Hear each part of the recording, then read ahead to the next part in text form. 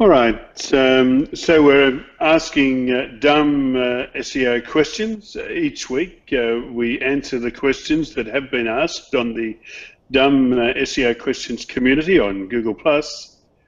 With us tonight we have Alistair Lattimore. He needs no introduction.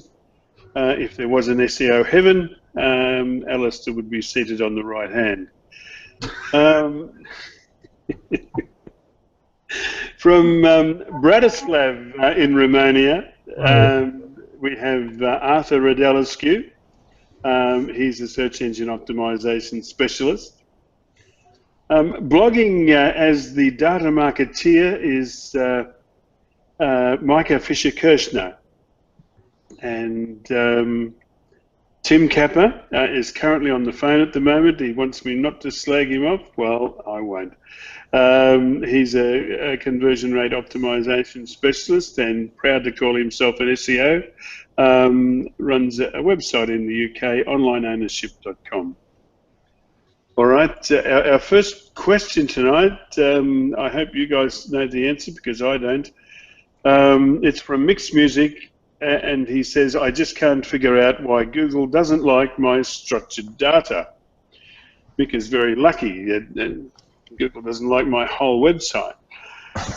He says, okay, I've been banging my head around this for a while. The structured data tool shows me this for the product page using schema.org, and it says error, missing field name, brackets FN. And he gives an example of his code. He said he just can't figure out why Google doesn't like it. Any insight would be appreciated. Jim, he also answered this one. He figured out that his title data was outside the div, which encapsulates the schema.org markup. So he figured it out by himself. Right, you guys have an advantage on me on my queue timer. I don't have the answers unless I go to a bit of trouble. Okay, so Mixed Music, I guess we can call that answered. You answered it yourself. We should put you on the payroll. Ed Barnett asks, is keyword stuffing dead? Or at least he says, I thought keyword stuffing was dead, but I recently had occasion to do a Google search for emergency dentist.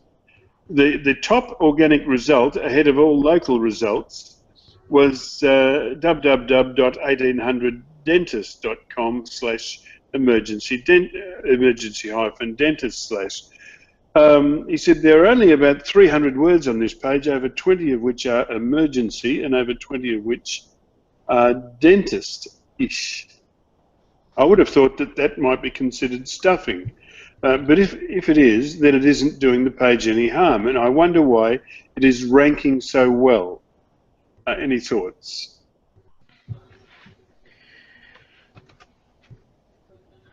Well, usually keyword stuffing is to a pretty large extent. I mean, there are ways that you can basically it's both a perception of how a page looks, and then there's the huge amount of stuffing on a page. Putting it in kind of a paragraph format versus like keyword, comma, keyword, comma, keyword, comma, keyword, comma, keyword, etc. for a long time. Google is generally looking more towards the latter end to ding a site versus say a set percentage of the amount of stuffing of using a various phrase of dental or dentist into a page itself. So that's kind of one of the first things I would say is keyword stuffing has to be to usually to an extreme area for a site to be generally dinged on that end. So, yeah, I've just put a link. I've answered with a link, and I said you can place a spam report on this page if you'd like to, and I put the spam report direct link from Google, because even Google's algorithms are not perfect. Even they say this, because it's normal that some pages are just skipping the through check of the algorithms. So if you see these outrageous violations of Google's rules, I mean, you can always place a spam report and let them deal with it. So, but I don't know where it appears, this answer, because I've answered and it tells me that I've answered this question, but I can't see it. Jim? Well, I can't see what you're looking at there, Arthur. Is it was the question on the number community? 2? We Yes, have question number 2. I will show you on our internal chat here. This is the page I'm using for viewing the questions and the answers. So in this, each question at the end has a field which mentions answers from panelists, goes below. Oh, right. Okay. What that means is that will show up on the dumbseoquestions.com site, Arthur. Okay. And the link that you posted will be on the page on the top right-hand side as a reference link for further Okay, study. so I've just answered this one in this manner. So if anybody has to add anything, feel free. Sure, I'll find you that link, and I'll give it to you in a second, as soon as I get this one covered. Okay, so question 3 on your run list is from Man Patel. He says, I want to only include 2 pages of my website in the Google index, say xyz.com, abc.html and xyz.com12345.html. And the rest of the pages I do not want to appear in the index. And he gives an example of his robots text file where he has 2 allows followed by a blanket disallow. And he said, will this work, or is there another way that I should do this? Please suggest. So probably the better way to do this would be to apply a meta no index tag to every other page other than the 2 pages that he wants indexed. Blocking pages with robots.txt doesn't actually stop them necessarily showing up in the search results. Google will regularly show pages in the search results, and you'll regularly see them show up with a description that's blank, and Google will say in the search results, we can't show a description for this because we can't crawl the page. We know the page exists. We're going to show kind of like a skeleton entry in the search results for it. We'll guess the title, potentially, to put into the title in the search results, maybe off internal links to that page, the link text to the page, inbound link text to the page, so on. So it will certainly stop Google crawling the page, but it won't necessarily stop them showing up in the SERPs. If you want them gone from the search results, apply no index. Yeah, I totally agree. I mean, robots text is notorious for not keeping out Googlebot, because there's so many other ways that Googlebot will want to discover the link from pages linked from somewhere else, or I can't think of any others, but there are so many. Okay, so Man Patel, I think that's covered your question. Question 4 is there any SEO value to adding geolocation info to a URL? Theo M says, I've seen a similar question to this, but do not remember the answer and have not been able to find that original question. I wonder if he searched on dumbseoquestions.com. He says, is there any SEO value to adding geolocation info to a URL? For example, the URL is companyname_acupuncture.com, and the client wants to get a new URL of company name acupuncture_cityname.com. where the company name acupuncture is the name of the company. The current domain is 3 years old with a PR of 0, page rank of 0. It seems to me that this technique is old, but he showed me several websites that did exactly this and ranked well in local SEO, though I am sure that there were other factors involved as well. His example was a dog grooming website, www.fairfaxfancygrooming.com, which seemed to use many old school SEO techniques, keyword stuffing, light text, which includes keywords, etc. And yet it ranks well. At times it is difficult to explain to a client that certain techniques should not be employed, when some websites that are using these techniques appear to be benefiting from those very techniques. Any thoughts? Thanks. So that's on a on a side of discussion. Adding more keywords to the URL, either they are geolocation or not, do help. That depends, although, because if you make an URL very long, it will definitely counterbalance you in the negative way. I mean, if you have to choose between a very short URL and a long one, just go and choose the short URL. But if this particular case, in this particular case, if it adds the city name, could help if there are a lot of companies with that name. I mean, in our country, in Romania, you are allowed to register the same company name if you stay local. I mean, you can register a company name countrywide or locally.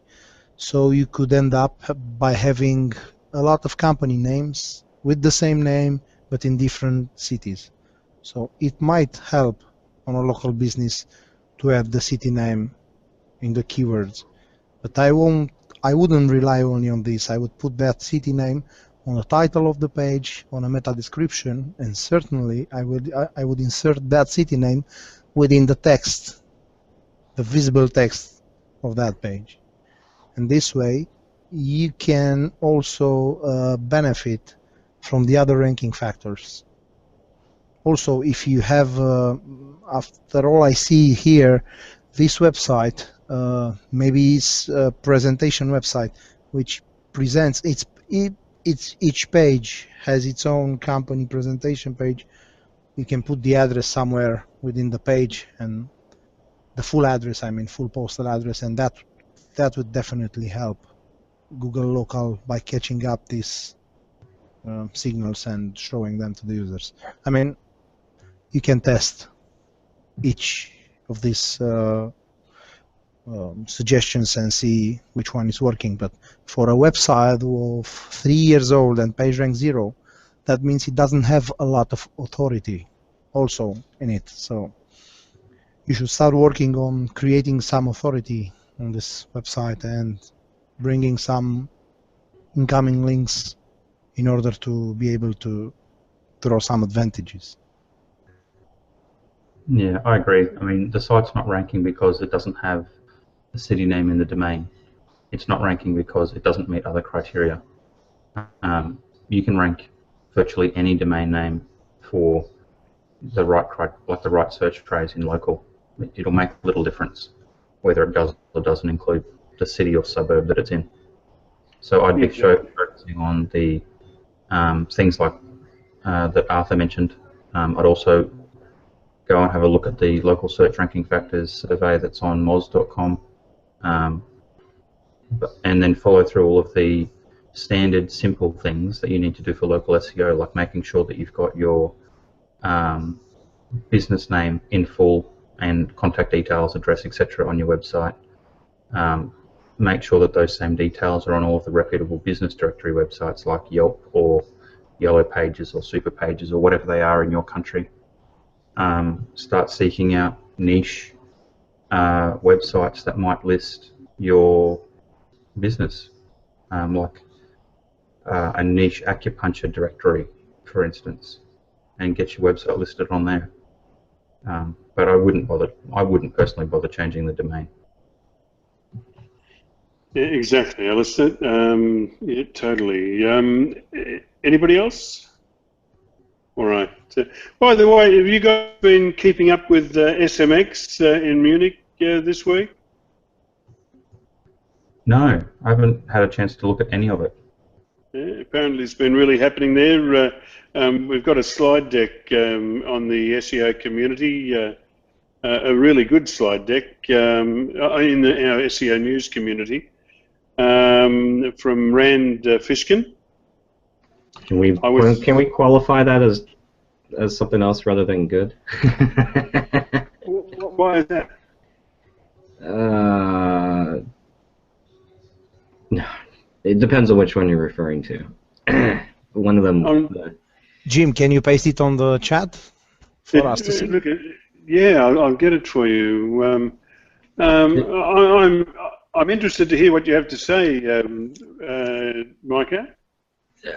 Are you referring to his? I guess which one are you referring to? Because he did have. No, yeah, he had a few though. Well, as far as I know, he presented at SMX Munich with a title of the SEO revolution will not be televised. That was the okay? That's not the one that had all the data for worthing. That's not the. You're thinking about the correlations testing. Yeah. I'm thinking that one. Okay. Yeah. Well, look, this slide deck I thought was great. If you ask me to quote anything out of it, I can't. But no, I was thinking of a different one. That's fine. Yeah, I certainly looked at it and loved it. And also, I was hoping to get a slide deck from Dan Petrovic, but he said no, that's not possible because it would be a spoiler. He is going to present it at the SMX in Sydney very soon. John Mueller, the man that I probably respect the most highly, was presenting also at SMX in Munich. He did a piece called Link Building for Success. Really? No, I'm joking. Jesus. He did a piece on page and on-site SEO. No, I think link building for success might be coming a little later. Or maybe not at all. Anyway, that's what reminded me. That was our next question from Guillaume Boucher-Bollinger, who asks, do you use link building strategies for the benefit of your SEO? Guillaume asks, hi guys, do you use link building strategies? And if yes, do you have a management system apart from Excel or numbers?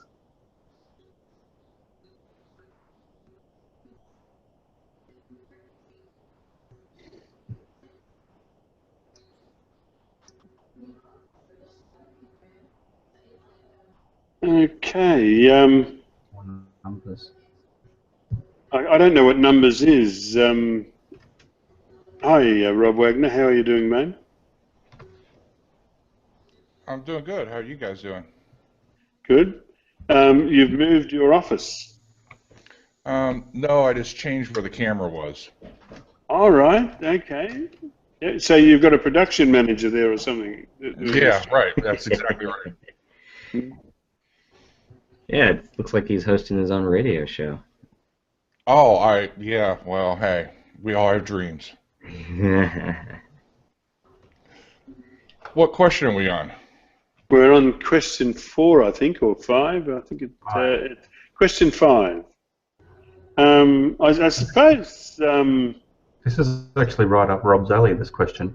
So, Ghulam was asking about software to help manage the link building process. And Rob's software basically does that, right, Rob? Yeah, it's a project management system basically for link building and link building teams. So in light of it doesn't do anything other than manage the link building process, content generation. It has a system where you can add writers, you can assign links to different link builders. A lot of the people who are using the system now are doing a lot of stuff with YouTube videos.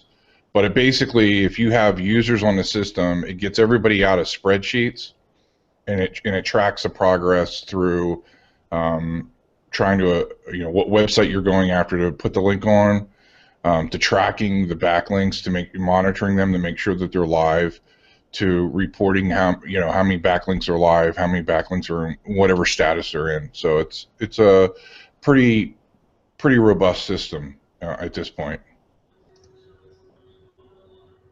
But it does nothing for you other than to track your links. It doesn't build links for you. It's not an automated system. It's like any other project management system. It's only as good as the information you put into it. Okay. Okay, cool. All right. Yeah. Okay. Let's, Guillaume, I hope that's been a useful answer for you. Well, just on a side note, if you want to reach out to me, you can certainly do that, and I can walk whoever is interested. I can walk them through the system and how it works. I think Tim actually, I did a walkthrough with Tim one time, but And me. and you, yeah, I did. I remember that, yeah.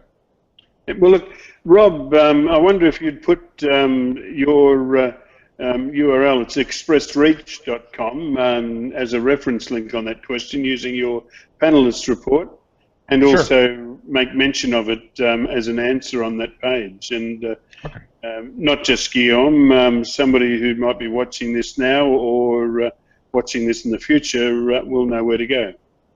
Okay. Will do. All right, Guillaume, I hope that's useful to you. Next one was a question placed by Micah Fisher-Kirshner. And this was a reference to a post made by a point blank SEO, or at least on point blank SEO.com by John Cooper. And it's titled, "Why I Blog Less Frequently, I'm Scared." So guys, what do you have to say about this one? Will this be the future of link building bloggers, to avoid talking about any tactics out of fear, uncertainty and doubt? I don't know. You already have. Okay. Yeah, I think it's an interesting thing about people airing their ideas or potentially dirty laundry in public on these sorts of things, because I suppose to think that Google isn't paying attention, at least passively, to what's happening in the link building world and on popular link building websites and black hat forums and all of those kinds of things, I think is probably naive to think that's not happening. So I can appreciate John's sentiment. I guess the question then becomes, well, assuming that he's not doing something that's entirely black hat for his clients, and I'm sure he's not, and it's either white or maybe varying shades of grey, this just becomes a risk versus reward thing. So I guess so long as he's upfront with his clients about how hard he's pushing or how hard they want him to push in terms of their pursuit for rankings, it's all okay, right? I mean, Google's not the police. It's not a law. It's just their opinion about what's right or wrong as far as link building is concerned and the manipulation of the search results. So, like I said, it's risk versus reward. If his clients are willing to potentially risk it all, then have at it. Go as hard as you can. If they're risk adverse, then they need to play it safer. Will it change people's opinions about building links or publicising stuff on blogs? Yeah, I think it probably will, to some degree. People are probably, and that's not new. I'm sure, for instance, people, you know, like, there will be thousands of things that Aaron Wall knows that he's never written about, for sure. And that's okay, because that's his secret mojo that makes his business successful. Yeah, and I think it's going to be more uncertainty, doubt, kind of some amount of fear continuing. I mean, Rob just a moment ago was kind of, you could see that right then and there, where it's like, it's just a link management tool. Like, don't ding me. Yeah. Even then, it gets interesting. We're just hosting a platform. Well, you know, depending on, as things get more and more like the fear and uncertainty, like how much of that is even problematic. It gets interesting to see what kind of Google does with those things, because, you know, not to saying that Rob's system is bad, but if you go to kind of the extreme, I mean, think of things like the old text link ads. They were a hosting platform for paid links. They got, like, their site was dinged in the organic. I don't know if they did stuff that was actually directly against the guidelines, but they were a platform for it. They weren't actually directly selling or buying themselves.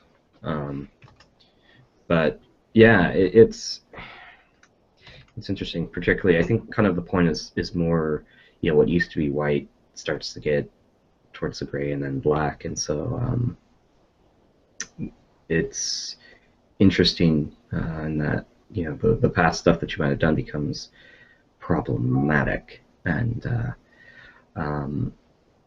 that can definitely kind of impact what people are willing to talk about, and I think that's a net negative of implicit kind of people starting to self-censor because Google is starting to really hammer hard on kind of past link building things, and that's unfortunate and ironic, because it's creating an area of censorship that usually Google is, at least publicly, tries to be you know, against forms of censorship. But what they're doing is actually creating, you know, a form of censorship within the SEO/link building community, because people are like, well, this might be white now, but later on Google might consider this to be bad and then ding me in the site's way in the past. And so I think that part is at least ironic. Look, well, first of all, one thing that you mentioned, it is well known that Google penalizes sites that sell links. They reduce the page rank of the sites and diminish their position in search, in organic search. That's actually been stipulated by you know, Google employees. Well, what I mean is more of a hosting site versus directly selling, like directly on your own site. Mm-hmm. So the former, what you're mentioning, is perfectly, yeah, that's well known, but more of the interesting side of being a platform for that is something they have dinged. Yeah. I think it's interesting that everybody is concerned about. I mean, I listened to what you said, Micah, but you see, I'm a bit older than you, and I think Tim Capper and Rob Wagner are older than me again. But you know, we've seen search engines come and go. You know, like you probably grew up. There always was a Google. You know, we were around before there was a Google, and we've seen search engines revered with the same amount of respect that Google enjoys currently. And you know, I don't think Google's position is set in concrete. I think that they're really pushing the envelope, and you know, that they should be very, very careful, because it's SEOs that speak to the marketplace far louder than Joe Blogs in the street. Yep. I certainly am not concerned about speaking about Google. If I think they're wrong, I'm quite happy to say so. Anyway, I suppose I wandered off track there a bit, but you know, will this be the future of link building bloggers? I don't think so. I think people are just scared shitless, or have been scared shitless this week. But eventually they'll come to realise that you know, the sky hasn't fallen in, and you know, people, and really, you know, the emperor has no clothes.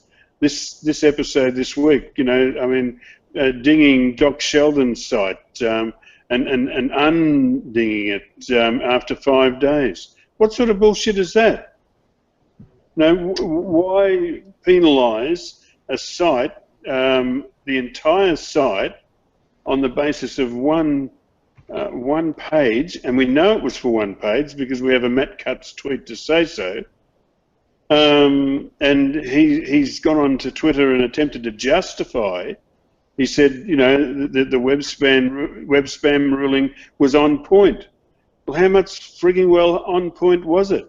Because it's lifted after 5 days. Well, those things, yeah, it's definitely been an interesting week. It's been a bullshit week. Well, it depends. I mean, there's a recent thing that I saw by Andy Beard, I believe, and if it is true, then it would make sense. So if Doc Sheldon actually allowed a guest post contest that required a link to enter, that would ding you. That would be enough for a whole site, because that's essentially doing a paid link. And then him no following to do the reconsideration request, I think would make sense for why then he got out of it after that. But that's assuming. I haven't actually looked at it myself to know if it was on-site or off-site that he entered into, but that would absolutely be enough to ding the site, if that was the case. All the other stuff where Matt Cutts jumped in wouldn't make sense, but from the manual spam team, if that was there, where you have to use a link to join the contest, yeah, you're gonna get dinged. Was that still on his site? I don't know. So, like, that's the thing. I haven't looked into it. I just seen the comment on that. I doubt that was the issue, because why would Matt Cutts say the issue was regarding a particular reference to Hispanic data set? I think it was just a blasé, I believe. I think it was just an offhand comment that, like, he's not diving into the weeds. He just pulls something up, says, and sent it out, and I think that was a mistake. I'm trying not... Yeah, go ahead. I was going to say, so let's be clear. Doc Sheldon says this is completely above board. Someone in the comments on inbound.org happened to come up and, you know, because he said, oh, you know, the anchor text, for instance, for that link for Hispanic data back to that website, he says, oh, you know, I picked that. Someone in the comments comes up and goes, no, you didn't. It's keyword-rich anchor text that the same author has got posted on about 70 other websites that he's guest blogged on. So, you know, it's a guest blog from someone, whether they like it or not, that's carrying commercial anchor text, and he's been dinged for it. I don't know what the big deal is. take the post down or no follow the links. And I think I don't think it's a big deal at all. I think that, you know, and to full disclosure, I had a conversation with Doc earlier this week. So, and I won't get into what he had to say and his feelings on it, but needless to say, he was pretty fired up. It boils down to editorial control, and from my perspective, and it's just me personally, I think part of it has to do with censorship. And the reason why I'm saying this is because you can, you know, there's hundreds of pages on Doc's site, and you pour through every single page on his site, and you see one that is questionable, but not questionable years ago, questionable in today's environment. And you go back in time and say, okay, we're going to review 200 or 300 pages on somebody's site. We're going to find one or two posts that have been done, and we see that there is some follow tags on that post, and we're going to just take it out of the index. We're going to take the whole website out of the index. And what you're saying is out of the 300 pages on the site, because two of them are questionable, or a handful are questionable, the rest don't matter. I just think it's a really slippery slope when you do that. I mean, certainly, if that particular post that we're talking about, the contest, you know, who knows the thought process there at the time the contest ran, what was it, 3 or 4 years ago? 3 or 4 years ago, somebody runs a contest, you put the information on your website, and 3 or 4 years later, it's a problem. I question that, and I question that if you have a post, irregardless of the quality of it, I don't believe mattered in this case. If the quality was poor, then the Panda algorithm should have taken care of that particular page. And from this, and I think people have said this, bottom line, he was involved with My Blog Guest at some level. He was in their system. Google had a My Blog Guest algorithm that ran. It picked him up, and they found something there, and they did a site-wide penalty on him, which you could probably, you know, by some of the other articles out there, could make that assumption about a lot of websites. So I don't. Just one thing. I'll interrupt you there, Rod, because you might want to speak to this. But in the past, we've had the BBC, and was it also Mozilla.org that they had a page that was very spammy? Right. Really spammy. Really bad, yeah. Yeah, but what happened in their case was that the whole site wasn't dinged, just that particular page was dinged. Right. So why not in his case? And I'm fairly sure that it's indicated that indicated by Matt Cutt's tweet that the page that he was dinged for was that Hispanic site, which that they say doesn't belong on his website. Well, you know, I've got to say, who the bloody hell are Google that they think they can say what a publisher can put on his website? Sorry, mate, I just don't get that. Well, I think where the problem lies is to address something Alistair said. You know, first of all, it's a tweet from Matt, and you know, who knows how much time Matt spent looking at Doc's blog, right? Who knows? But you know, maybe, you know, Matt went to the site, found that particular blog post, and just mentioned that blog post and didn't go into all the particulars. I can say that I'm in the link building community, so I kind of keep up with this a little bit. I can tell you that there's websites out there that did get a manual penalty that were much, much worse than Doc's site. So, you know, to be fair to Matt and Google, you know, responding to this in a tweet probably didn't tell the whole story. And, you know, who knows if Matt even really went back to his web spam team and said, what's going on with this site? because Alistair hit on something that's probably important. There could have been a situation where they looked at that contest and said, this is definitely something that goes against our guidelines, and we're going to ding the whole site because of it. And other sites have been dinged for what is perceived to be a paid link. So maybe that's what happened, and Matt just picked out that particular blog post to focus on. But there's sites out there that have gotten dinged on a manual penalty and have not been de-indexed, that are still coming up for their brand search terms. So it would seem like it's a harsh penalty for a doc site, but if you really look into it and you really got some feedback from Google, which you're not going to get at this point, you might find out that that particular post that Alistair mentioned could have caused the problem, and we've seen that same behavior in the past from Google.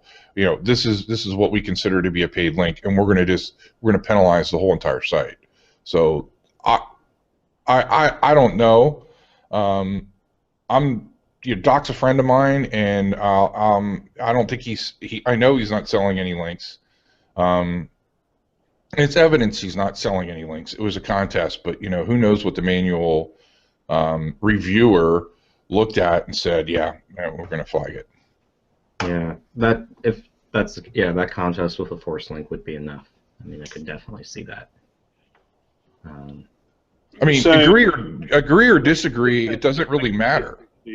For consistency, though, what about the BBC? Okay, so if they're going to knock off his entire site, let's see them knock off the BBC next time that they do something wrong. The BBC was basically a page they let get out of control, versus you could essentially say a form of a paid link contest, and Google's been known for much longer to ding sites more heavily with anything around links than it is with a single page on-site spam than a single page running a contest for paid links. Google's been much heavier on that for quite a while from a consistency standpoint. Now, separate from a consistency between any kind of spam and what kind of penalty you apply. That's different, but from a paid link area, something like that is much more consistent with Google.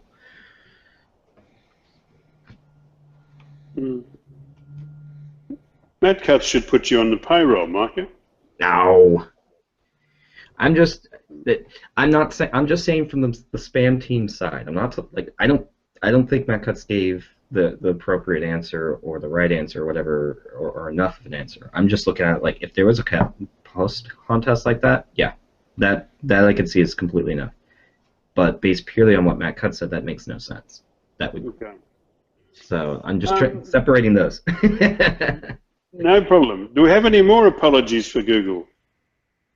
Well, I don't know if it's an apology necessarily, and yet we've got the double standards of, they'll penalize an individual page on a site like Mozilla, but not take down the whole site.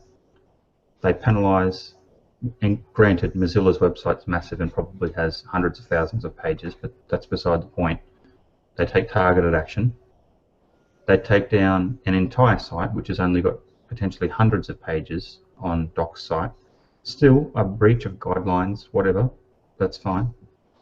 But then they don't take down a site like TripAdvisor for ongoing egregious breaches of spammy link building through link schemes.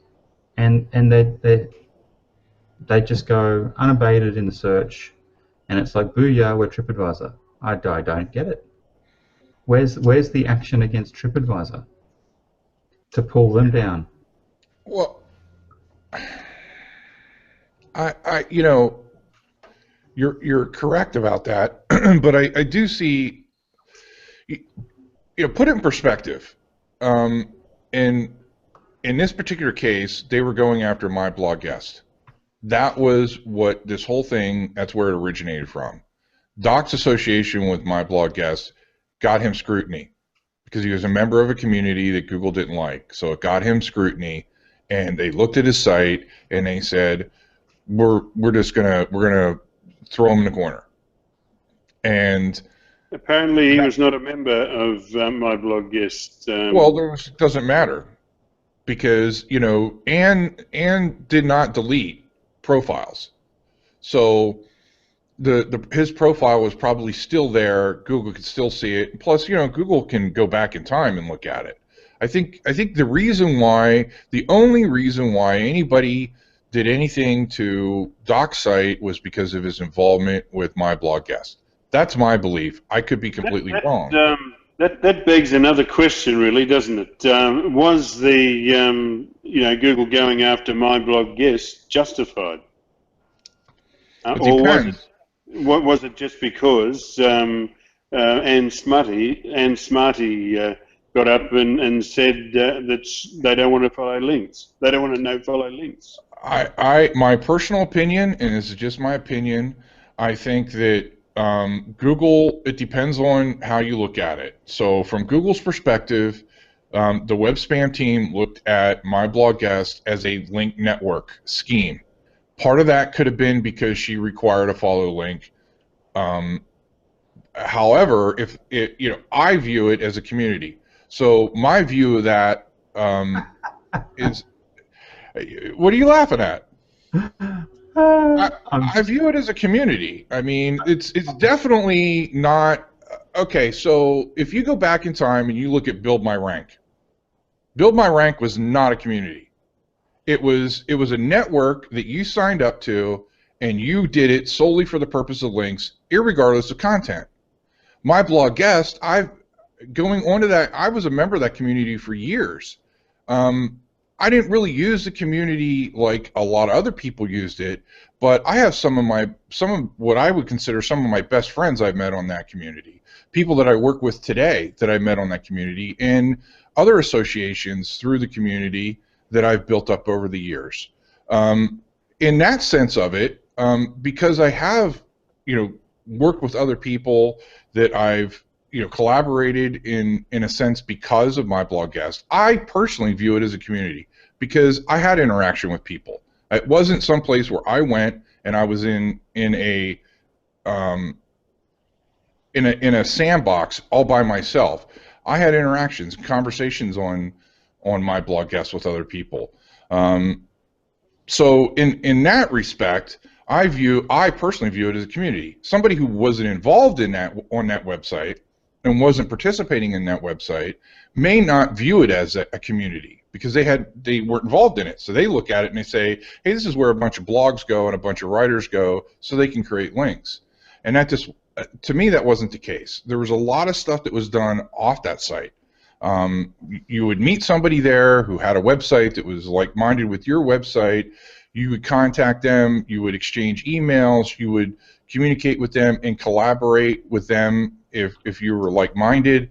And and some of that has nothing to do with Anne's policies. So if you have an actual relationship with somebody and you're actually talking on a Skype call or Hangout, and you say, hey, why don't we work together on this? It has nothing to do with links. So my perspective is completely different than somebody else's, especially Google's, because I don't view it the same way. So if you view it as a network, then it deserves to get dinged. If you view it as a community, then you get really nervous because, well, wait a minute, I was a member of a community that got dinged, which throws a whole different perspective into it. Okay, so here's my perspective of why I laughed, Rob. Whilst I completely am down with the prospect of my blog guest being a community, in air quotes, Anne put out an infographic that came up and said that last year my blog guest published nearly 260,000 articles. Now, I believe that. No, this is fact. It's in an infographic that she's shared. Anyone that can produce 260,000 links in 12 months from reputable websites is a link scheme, and it's an epically awesome one. She didn't do it though. It's a moot point, mate. She's facilitating a epic link network. That could be, all right. If that, I mean, I'm not. There's no other way to interpret 260,000 articles with at least 260,000 links. Even Like TripAdvisor, 26,000 a day, or 12 months. Well, 26,000 a month. I mean, I don't want to, 12 hours a day. the problem is, well, first of all, for clarity, I got booted out of that system. I got banned. So just to be fair, I mean, I wasn't allowed to log in or anything for probably over a year, at least. And the reason being is because I no-followed links and I took links off. So I violated the guidelines, and they banned me. So I don't agree with exactly what they were doing. So don't misinterpret me and what I'm saying as something that I'm trying to defend the system, but I am defending the fact that if you do join a community like that, you may not even be involved in it, right? But if somewhere along the lines, through Google's very smart, and they can see the connection.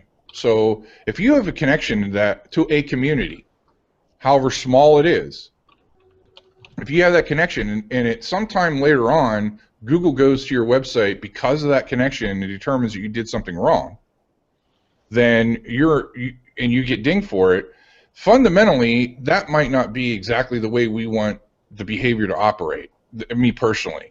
Because there's a lot of stuff that I join just because I want information, and I fill out a quick, form, and I join a website, and then, who knows if later on that's not going to come back to get me in trouble just because I'm a member of something. But you're correct. There was a ton of links being built.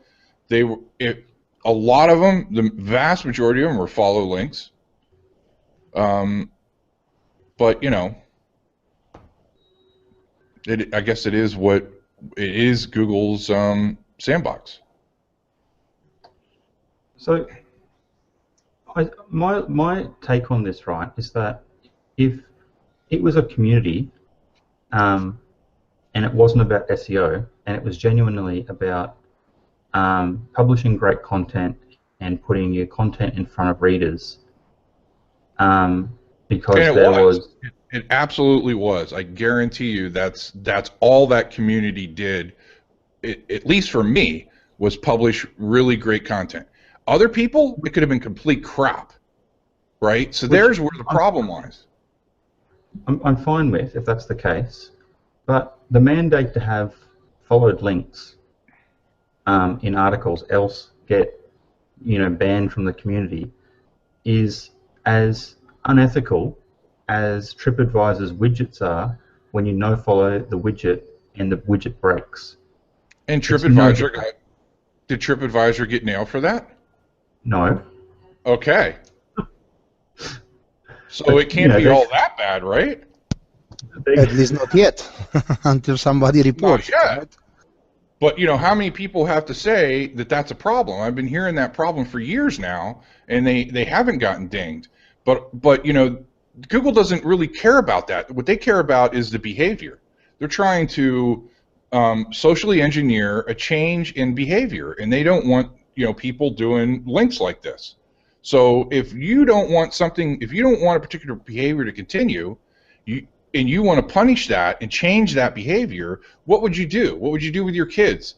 What would you do with somebody who is doing something wrong? You would punish them. That's what governments do. That's what parents do.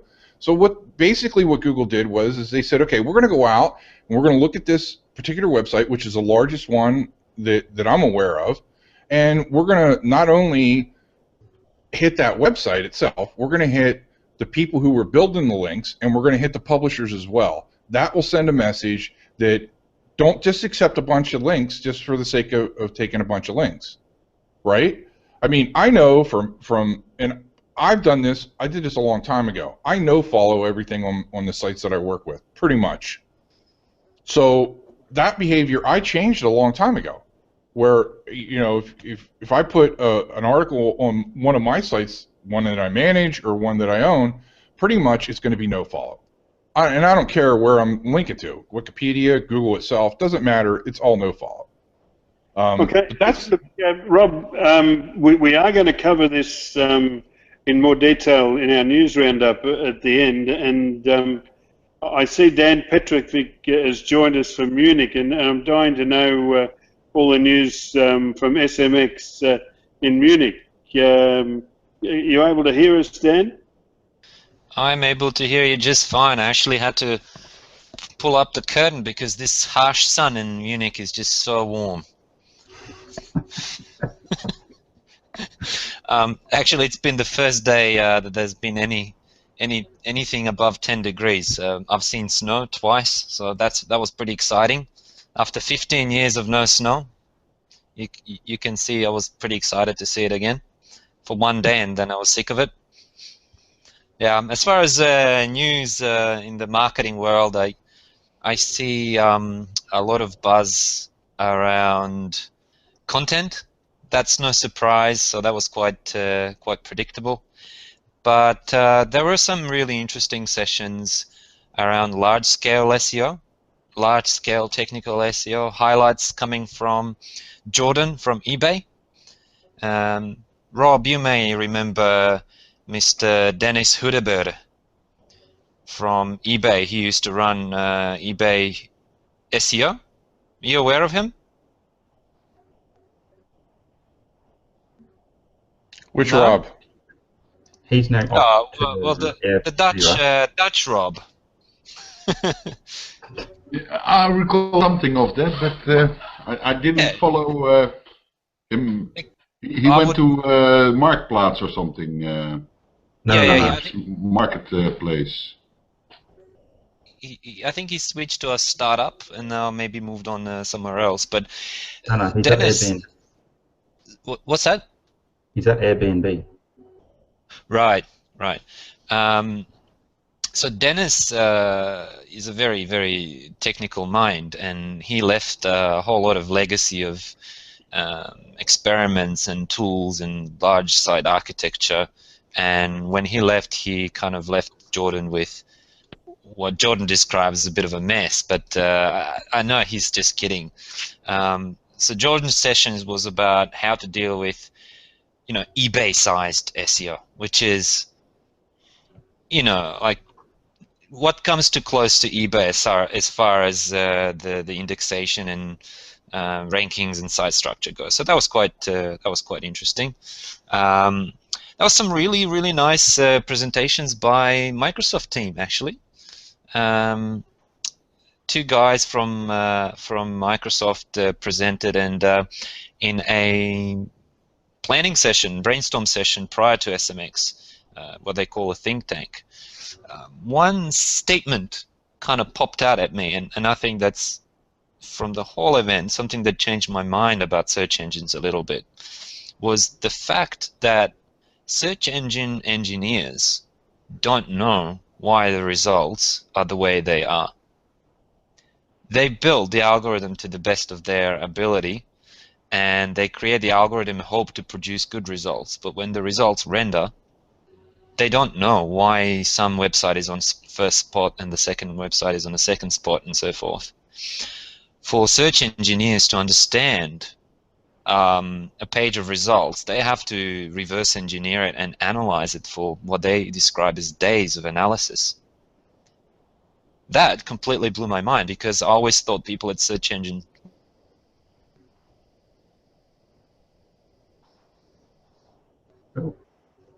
We've lost you audio, Dan. Then lost you're sound, Dan. somehow muted, but you're not.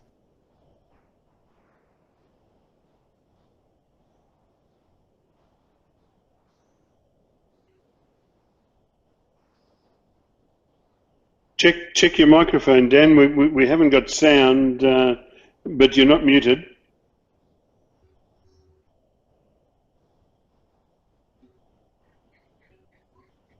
Now you're muted. Now you're back on again.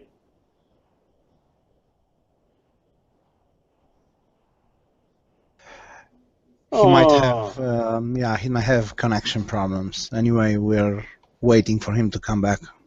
Okay, let's fit in a question while we're, or does anyone want to comment on anything that Dan said? The only thing that's interesting about that is I remember seeing an article years ago about debug information leaking into the HTML comments of the SERPs, and they've been captured over time. And the information that got leaked into the SERPs kind of indicates from memory, you know, it was debug information about why the search results were the way they were, if that makes sense. So I wonder whether or not maybe Google's got this capacity, but maybe the Bing infrastructure can't do that at this stage.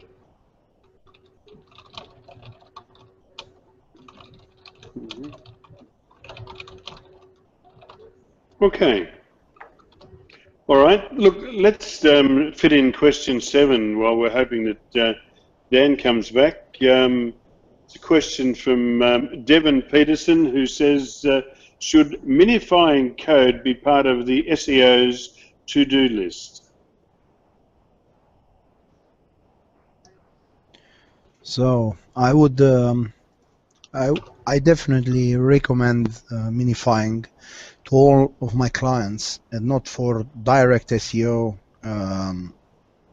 improvement, but if the website is loading faster, it definitely provides a good experience for users. So I all the time try to bring some awareness among the website owners, and the minifying code, beside minifying code, I also try to teach them to combine the CSS files into as few as possible, combine the JavaScript files into the few as possible, and all of these other secondary and tertiary advices. And there are a bunch of good advices from webpagetest.org website, which provides a free analysis of the resources of a website and the loading times, and that would definitely help site owners understand where they have loading issues and how to fix them. So I recommend through this path the webpagetest.org in one word, and you can get some idea of what's happening with the browser when loading your content. Okay. Anybody else on question 7 for Devin Peterson?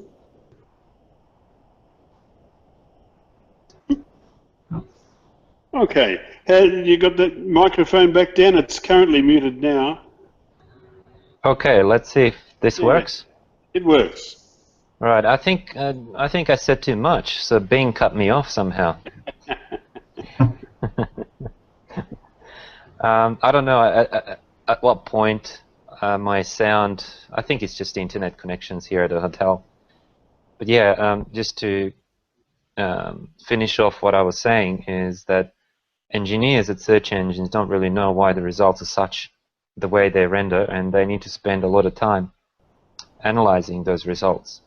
So a comment from one of the engineers that what we do in the SEO industry is simply observational studies. It's nothing to do with science and can never be science because we just have too many missing variables.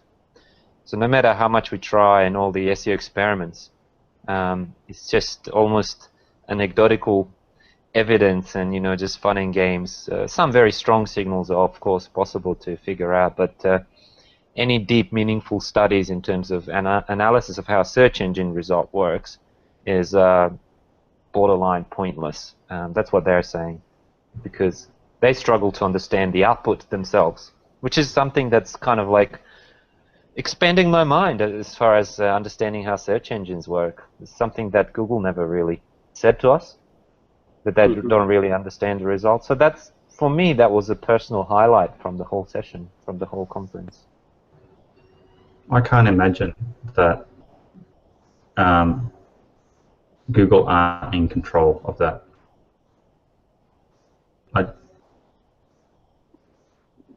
You know, their business is built, literally, their entire business is built on having the best search results. If their search results are weak, their advertising product will slowly die away. And they've been doing a business that's been effectively solely focused on doing search to the exclusion of effectively all else for a long time. I find it unimaginably hard to believe that if you were to look at a SERP Google land inside Googleverse, and Amit Singhal looks at a search result, or Matt Cutts, or someone else, I can't believe that they don't have that under control. That just seems unlikely to me. I guess one surely other thing they have ways of reverse engineering, and I think they have ways of output analysis. There's no doubt about that. He even said that. But what I'm saying is it's not clear to them without deeper analysis as to, like, an engineer sees the result. There's no tool or way for them to tell straight away, without really analyzing the results, why all the results were such as displayed. So they do have ways of telling, but it's just very hard to see it very quickly. You need to analyze the output in order to make conclusions. I think that's the main takeaway from me from the session. Okay. Interesting. I mean, I suppose something that's kind of supportive of that to some degree is no one outside of Google has an understanding of the capacity of Google. For instance, I've never seen a random screenshot of a desktop. For instance, when John Mueller or PFR or someone comes up and they're, you know, in a office hours hangout or whatever with John, right? And he might come up and look at someone's website and assess what's going on with it. I've never seen a photo of what Google see when they might assess the quality of the site. We actually there was a flash of a desktop. I know where you'll be able to find it. It was on one of Dan Petrovic's Hangouts when he let it be known on Google Plus that he was giving the lowdown on a new tool, and John Mueller jumped on, PFR jumped on, and another Googler jumped on, and then there was a little bit of a flash to one side where we saw a desktop. I'm fairly sure that you'll find it within that Hangout. I don't. Yeah. I'm talking more about of all of the tools that are available to Google engineers or employees or analysts or whatever while they're assessing search, as an example. Like, here's a practical example. Only in the last 12 months has anyone seen inside Google Maps. So until last year, no one outside of Google understood how Google made Google Maps go. It's the most used mapping product in the world. It decimates every other mapping product in capacity, complexity, accuracy by a mile, and no one knew how it worked. They had done no interviews. No one knew of its capabilities. No one knew to the degree that they were using Street View and the Street View cars. And it wasn't until they did the first interview about ground truth that people suddenly went, wow, most unimaginable product ever, just blew my mind. So if you haven't had a look at the articles surrounding ground truth, have a look at those, right? Then imagine a product that's 1,000 times more complex, and tell me that they don't have the most wicked tools you could imagine sitting inside Google headquarters.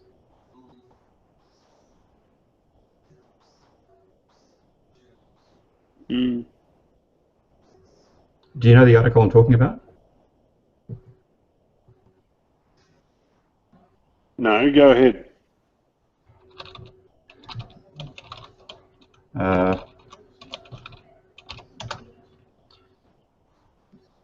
So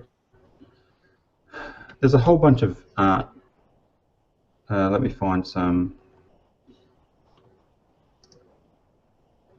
so essentially what's happened is, for the first time in forever, essentially, Google let someone come in to, Mountain View or wherever, and have a look around about the kind of technology that's in place to make Google Maps work. If you go and start searching for Google Ground Truth, Google Maps Ground Truth, there's now several interviews with the engineers about Ground Truth and the various systems that make Ground Truth work. There's also a Google developers presentation at Google I/O about the system and some of the capabilities that Ground Truth has. But I would urge you, if you're interested in kind of understanding about the types of things that they're capable of, have a look at that. And then imagine, for instance, that that tool is pulling in geographic data or GIS data from literally hundreds and hundreds of systems around the world in hundreds and hundreds of different formats, because every different federal, national, government bureau, etc., that holds GIS data is going to hold it in different formats. They're sucking in all of this data. It's getting normalized, scrutinized, corrected, mapped over top of photos so that driving directions, when Google highlights a road, when you overlay traffic data over top of a map, that the road curve of the blue line actually lines up with where the physical road is going, which might not be exactly where the surveyors that surveyed the road or the GIS data that the government provided that said that the road should be approximately in this location, that they don't actually match up, and the curve of the road was actually 100 meters sooner or later than where it should have been for whatever reason. Have a look at those videos and then cast your mind forward and think about how much more complex Google search is than Google Maps. And just let your mind wander. That's all I'm saying. And this is one of the reasons why, when we've talked about in the past, you guys say Google, they're not as sophisticated as we think they are or whatever else. And I always come up and go, bullshit. I don't believe that for a moment. And I think that they are so far in front of where we think they are that we couldn't even begin to dream about how far out in front they are. And the stuff that we hear about is the stuff that they started work on 6 years ago. More. Yeah, look, I see. One thing I took away from that article was that Google is publishing more data every 2 weeks than they possessed, more imagery data every 2 weeks than they possessed in its entirety in 2006. Yep. Yeah, amazing. Like, yeah, it's fascinating just to think about that. Yeah, it is. Let me digress. Dan, has anything permeated down to SMX regarding link building? Link building, in terms of link building, we had some interesting sessions by old schoolers such as Gareth Hoyle I think it was kind of predictable in a sense what people would do who are really in link building. There's those who have decided to go, okay, I got to stop doing this. I'm going to start earning links, and those who are like, no, I'm just going to be more clever and be Google. So it's a path that you take, and they're both legitimate paths. I am the one that gravitates towards let's start earning links. It's an absolute nightmare in persuading both your staff and clients to adopt the path, but is the sweetest and most lucrative direction for an agency and any business that wants to be there for the long term and not worry about any freaking algorithms or whatever might be thrown out there by Google. I'm not saying you shouldn't worry about algorithms. You should be, any smart marketer should keep an eye on it, because algorithms can unfortunately catch the good stuff and misdirect it. But I'm seeing a lot of, yeah, I'm just going to continue link building, but I'm going to not just diversify my anchor text, but I'm going to make it more real than real. So I'm going to keep fooling Google's algorithms to the point when somebody from search quality team goes and looks at my page and goes, yeah, I can see this is a fake link, but I'm not 100%, so I can't really penalize it because it could also be real. So I think people who've also read, I've had some feedback on my The Art of Learning and The Art of Link Earning article. People have taken that article, and if you remember how I've described the basic merits of link earning, the attribution, the citation, expansion, definition, etc., etc. So people are basically taking the organic ways of that links appear and simulating those methods to fly under the radar for search engines. And I have to say that that's going to work, because if they replicate with high level of efficiency the natural link placements and its full characteristics, it's going to be very hard for Google to pick them up on both algorithmic and manual level, because Google's already struggling. And like I keep saying, Google is, like you, Alistair, said, Google's quite amazing and advanced, and you say, oh, bullshit, they're, to those people that say that Google's not as good as everyone thinks. But obviously, even though Google has the capacity to produce amazing spam control, they obviously haven't put enough money in it because of all these purchases and mergers and everything else in business. If they put a fraction of the resources that they've put in for acquisitions, they would have had no need. And this embarrassing PR with penalties and policing and being the bad guy out there in the webmaster world, it's just bad PR for Google. And it all goes down to lack of confidence in their search results. I did speak about this in the past. If Google is 100% confident this is a fake link, this is a natural link, why do they need to penalize things? They just, with confidence, ignore all the stuff that is to be ignored and then just move on. Once spammers realize and webmasters realize that the link methods that are fake are ineffective, they'll stop doing it. A little bit like with email spam, for as long as there's a small benefit, that people will keep doing it. So Google's got a big job of figuring out what a true organic link is, what it isn't, and just simply ignoring things. Rob, the link, I'll just have to search Google for it. I think if you just search for The Art of Link Earning, you'll find the article, but I'll dig up the link for you. Well, what if the links will be disappearing? I mean, Google has to find something to replace the importance of the links with something else, and I don't think there is anything Google can replace the link with that cannot be duplicated by people. So if they drop the links, which have so much experience on and rating and ranking them, they will have to come up with another ranking factor, which people will still be duplicating and providing, I don't know, exploiting it, if I may say so correctly.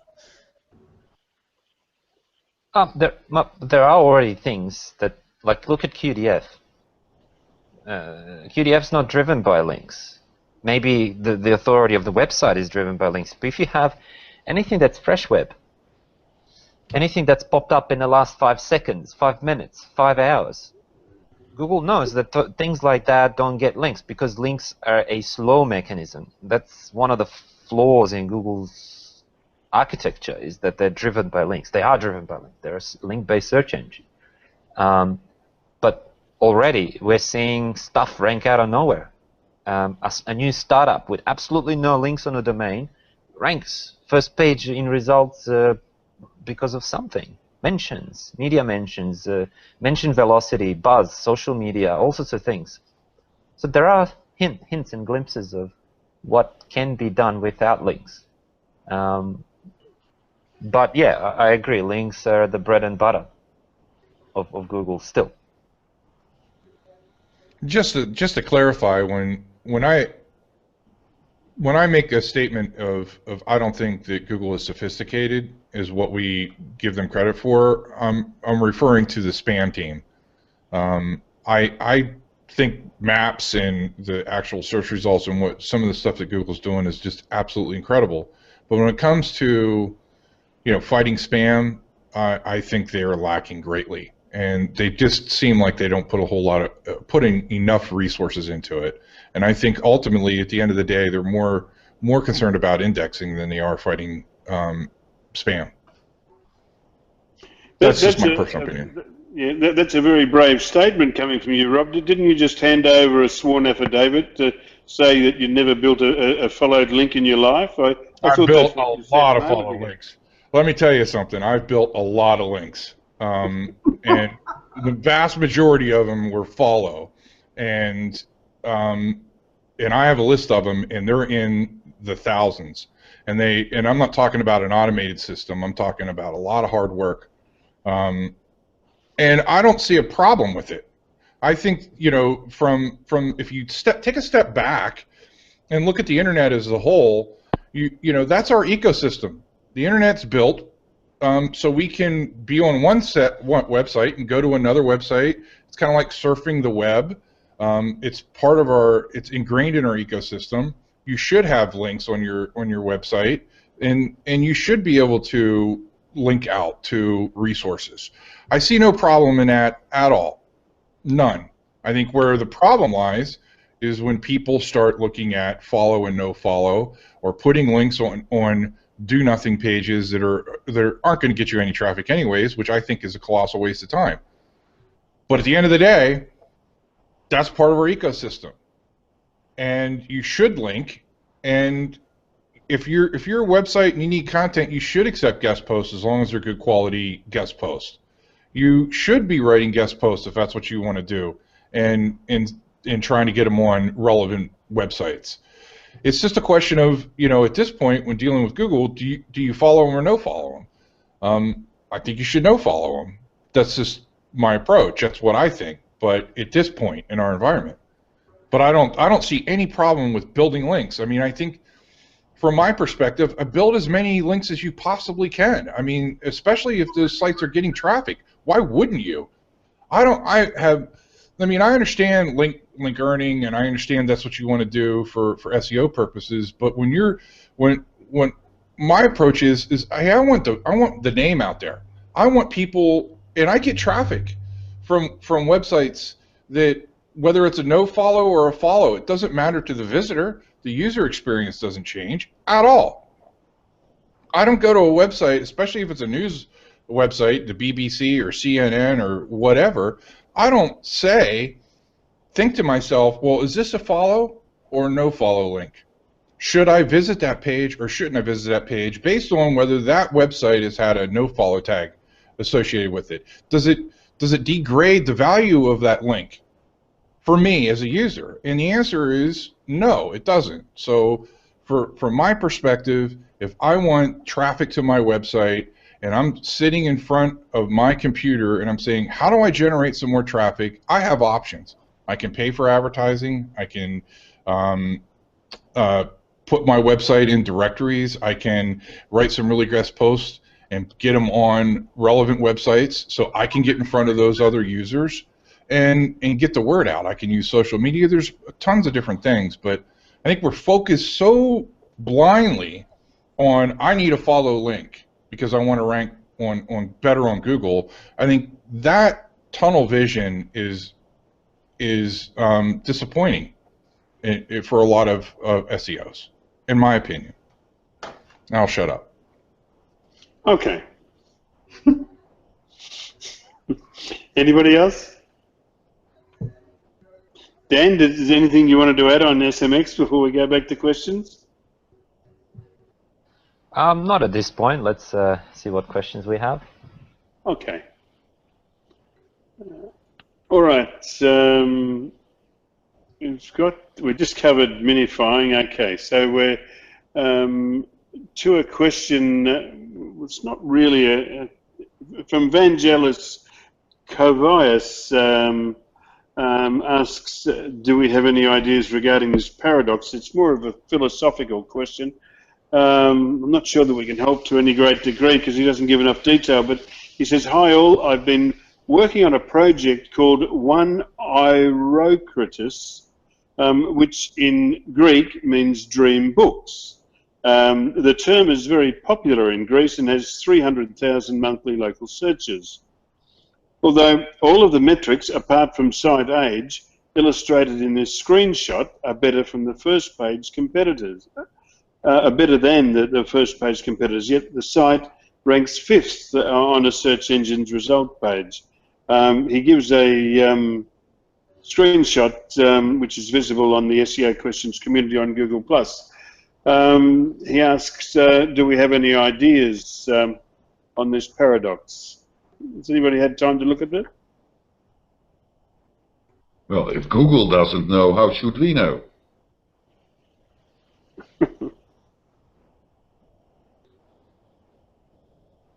All right, look, we'll pass on that one, and another philosophical question. Matt Rains asks, would sending flowers to Google or praising them publicly on my blog benefit my blog's ranking? I guess that's tongue-in-cheek. Anyone want to say anything on it? You can try. Next question. Yeah. Okay, here's one from Victor Castillos, who asks, how do you manage all the 301 redirects? He says, I have another SEO question. I have a big web redesign project. The current website is a school, and they are using very old PHP.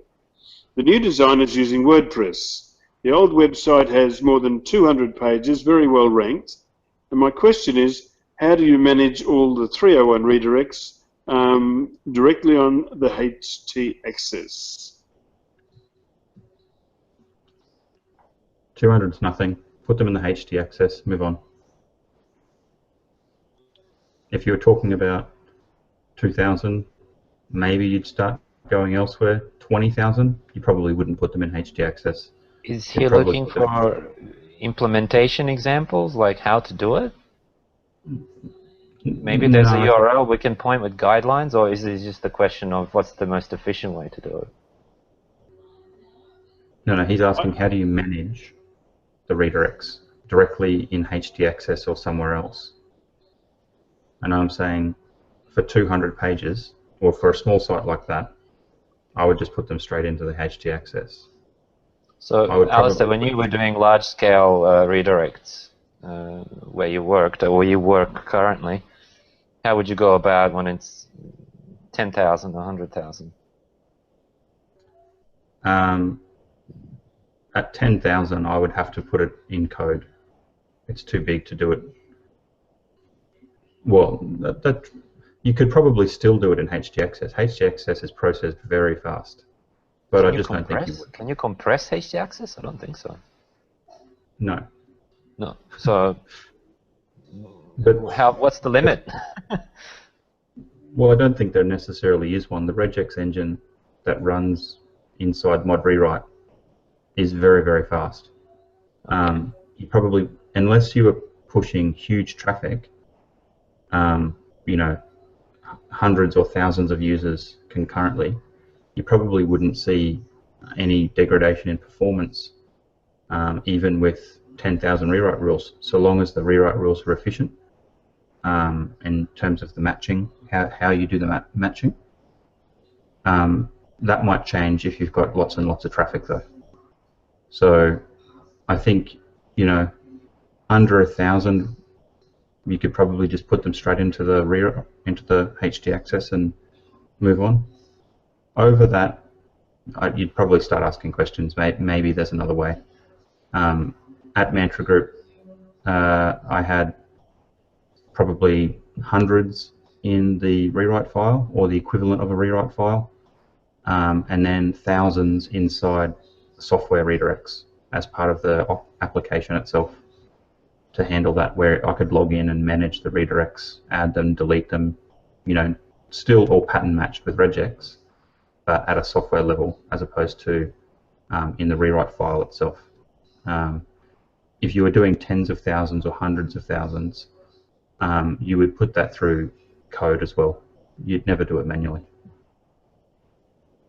So into a database and have a mechanism to look up the existing URL and then route that off to somewhere else.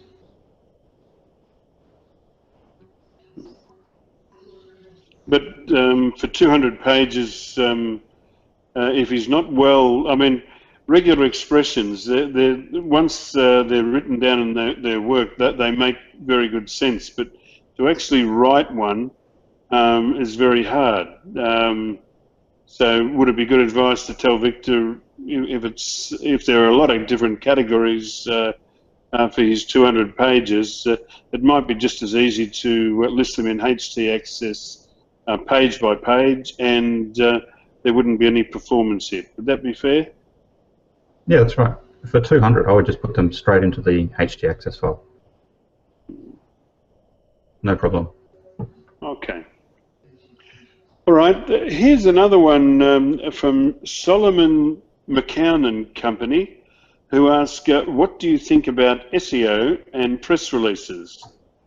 I'm not sure what they mean here, but they say, what do you think about SEO and press releases? Google took out the ability to track the links within them, but as far as keywords and content goes, what are the best tips? I can contribute with that. I had opportunity to work with many companies that, big brands in Australia that did PR for PR, and that worked well. But there was always an opportunity to gain some SEO value. And although Google says don't stuff your press releases with anchor text driven links or links for SEO, etc., etc., it's your press release. Do whatever you please with it. Just don't outright breach Google's rules. So I still maintain that you should gain SEO value from your PR activities. Gain SEO value from every marketing activity that you can. If you're running a TV campaign, align it with your SEO. If you're doing PPC, do the same. If you're doing affiliate marketing, everything should be boosting each other as far as market. That's what it's called, marketing mix, not marketing separation. So one example how PR can be done well to earn links and help SEO is if within the press release you mention a resource available on the website. So such and such from this company said, and as evident from their latest research, link provided. And so basically what you can do within press releases, refer journalists, make journalists aware that there's a downloadable asset, a presentation, slideshow, table, Excel file, document, a web page, an image gallery, etc., or video, and make sure that the rules of using that media contains link attribution, or that they're inclined to link to that as one of the rules of link earning, for example, expansion on a concept. So rather than journalists explaining a whole research in their news release, which is usually, 400 words or 800 word story, they can simply link to a big study that explains a concept in more detail.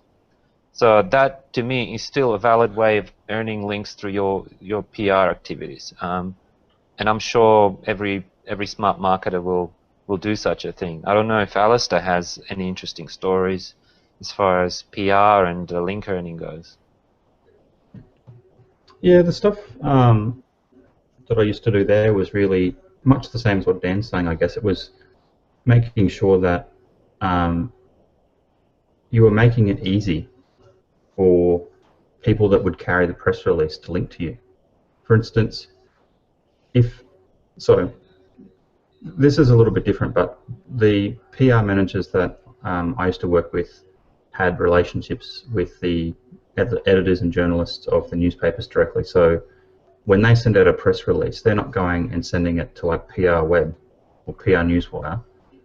They were sending it directly to the people that they personally knew that were the editors or journalists or whatever for the newspapers or magazines and so forth. So it's a little bit different in that context.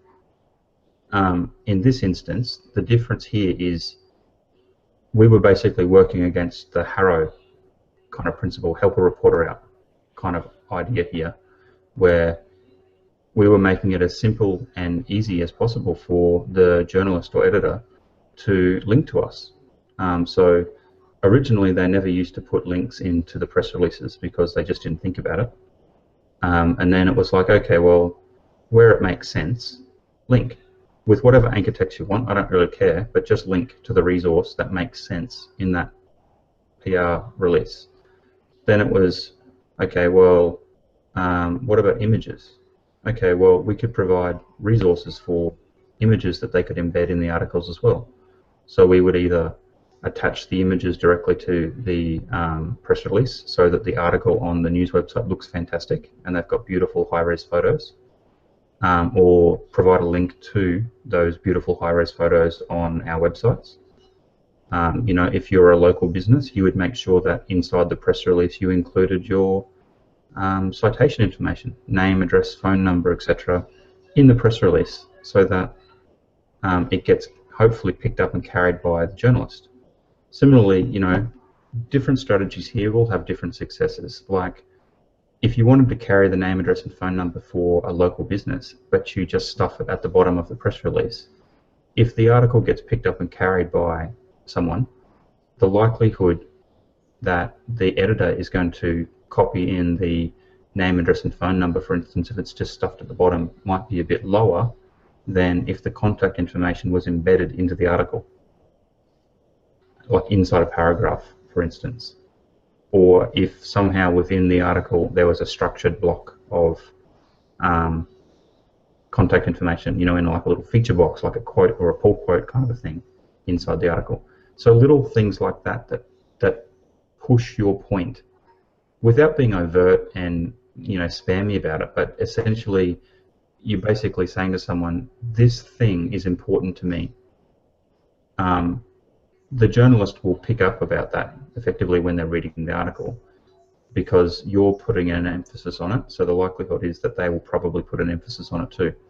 So those were the sorts of things we were doing and had great success with getting, one, lots of PR coverage, and two, a great amount of links. We would get linked to all the time from lots of different places. And the irony of this is that in nearly 10 years at working at Mantra Group, you know, I basically didn't do link building. We relied on great marketing and great PR to build links, and it just happened because they just worked hard. And I suppose to Dan's point earlier about link earning and just being awesome, the sentiment I think at the moment that most people probably, if they haven't cottoned on to, need to, is that the expectation that you're going to be able to continue to basically spam your way to the top of the search results in time is going to be taken away from people. And Google are going to continue, I think, to dial up the impact of their ability to understand that this business is a brand, for instance, and that they deserve to be in the search results at a certain position. So I think it's probably important to start thinking about those kinds of aspects with link building to make sure that everything that you're doing from a marketing and PR standpoint aligns to you being fantastically reputable online, because those are the kinds of things that naturally accrue links anyway, and they're the right kind of links from the right kind of websites. Yeah. Cool. I imagine you would have employed people to, with nothing else to do but liaise with journalists, Alistair. Yeah, they had PR people in the PR team that were part of marketing, but there wasn't like an army of them. There were only 2 people doing PR for 100 or three hotel chains, 115 properties spread across Australia, New Zealand, Indonesia, Fiji. So a small team by all measures, but very effective at what they did. I suppose, I mean, for the average bloke with a website, he doesn't have a team. It's usually himself, and he also does the mopping up. But if the average website owner ever meets somebody that just says, "I am a journalist," I suppose the next thing that they should be saying is, "Let me buy you lunch." Would that be a fair comment? Yeah, pretty much.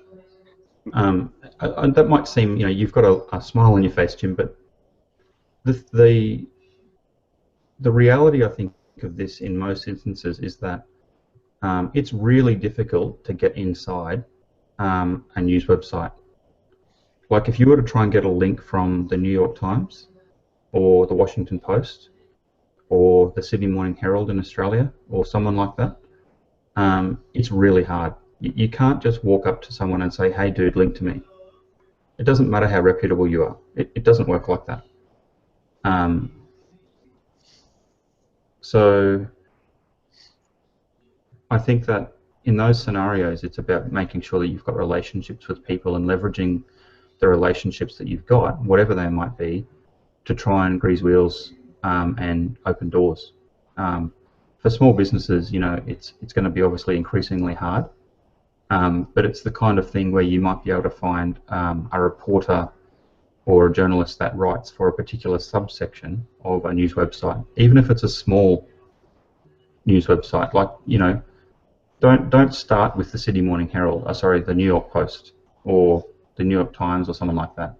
You go and start with a small town newspaper, for instance, that's still relevant to you, but you befriend the people that are at a 3rd or 4th tier newspaper that you could reasonably strike up a relationship with, that won't have quite the level of editorial control, for instance, that the New York Times has, and then you build your way up to potentially pursuing someone like the New York Times after you've been cited and interviewed and referenced several times across various newspapers, and work your way up to bigger and bigger and bigger fish. That's how I would approach that if I was a local business that was actually noteworthy and doing something that was worthwhile being referenced on those kinds of websites. But yeah, it's definitely harder. There's no doubt, I think. Okay, it's been a great discussion. Does anyone have anything to add to that? Yeah, one thing to add. What still works is if you, we did this in Belgrade when we were opening. We're starting to trade locally in Europe. You book a fancy venue, lots of nice drinks and food, and you invite journalists in. It doesn't matter if they're from big or small places. If they hear that there's free booze and drinks and food at a fancy venue, they'll come. So you just need to work on those invitation skills and networking. And they are looking for stories. So you just have to find an angle. An angle. See, Rob is volunteering for the invitation for fancy food and drinks. Yeah. I heard alcohol, so I had to come back on. we have double Rob situation here. Canonicalization problem. Yeah. That's all right. I mean, Rob will show up. What you've got to remember also is not. Sometimes these journalists need to be reminded gently. We put on a massive do in London last week. You know, there was champagne all night. There was a Michelin chef serving canapes. It was a massive, massive do, 6 hours long. There was goodie bags at the end, and one of our, which we thought would be the most high-profile journalist there, wrote his article and didn't even mention the flipping brand. So yeah, he's going to have a little slap coming his way. But so occasionally you need to gently remind the little bastards, because sometimes they don't kind of get the idea behind it. But yeah, you know, it's always good. And also, don't forget, also invite a lot of, if there's, you know, printers in the area, not just necessarily journalists, because it's the smaller bloggers, which, especially after this week, who are really, really appreciative of that. And I'm talking, you know, good blogs out there, not just the journos. So, you know, mix it up really, you know. Yeah. I see Rob is a journalist and a blogger. Yeah. Whatever it takes to get invited. He's a man of many talents. He's a pisshead. That's what he is. One thing I'd like to remind about this whole thing. Let's remember a recent video by Matt Cutts saying, "What's a paid link? Oh, it's if you send somebody a six-pack and expect a link in turn." It's how PR industry works. Imagine if Google was a PR machine, they would start penalizing every event that serves drinks and food to journalists, because you're effectively bribing them and buttering them up. Yeah, but he did go on later on in that to expand it by saying it's the relative value of that. So a case of beers, I don't know, $10 is not going to be technically paid. But if you bought him a car, now that's paid. So make it cheaper champagne, and you'll get away with it. Apparently cheap champagne doesn't work, Tim, because he forgot the brand. No, mate, this was a 40 grand event. It was top quality all the way. I'm just going to send out a gentle reminder to him for his follow-up article, which he will be doing. What is this 40 grand rubles or zlots or euros? That was £40,000 event. Pounds, my God. Okay. Yeah. There was 300 guests there, so you know you got to. It's, and of course in Knightsbridge in London, renting space is not cheap. I can imagine. Well, okay. I think we can move on from this one. What do you guys think? Sure. Solomon McCown and Company, I think you certainly got your money's worth there. Pablo Caro asks, what do you think about these tags? He says, meta name date, meta name DC date issued, link rel, alternate media. Are they really useful for media? I think in the comments from memory in the SEO questions community, it was pointed out that alternate, of course, is used for mobile.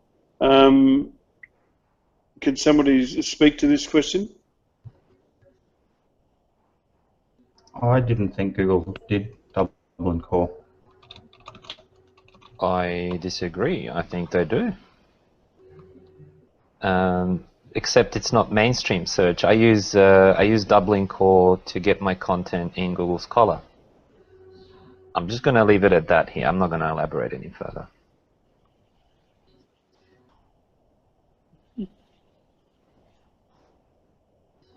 Alice is getting ideas now. Sorry, I should have clarified. It's not part of web search. Yep. Google lists out the meta tags they support for web search inside the meta tags document in Google support, and Dublin Core isn't part of it. Okay.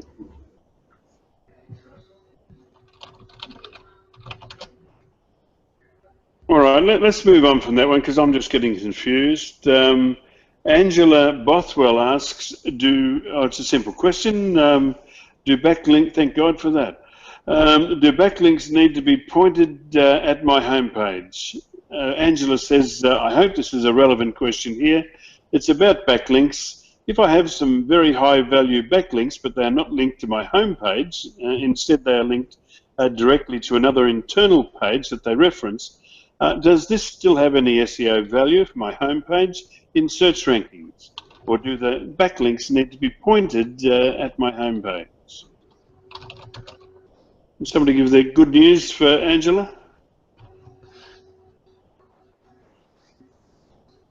Well, as soon as she has control over where the link is going, it could be considered a paid link.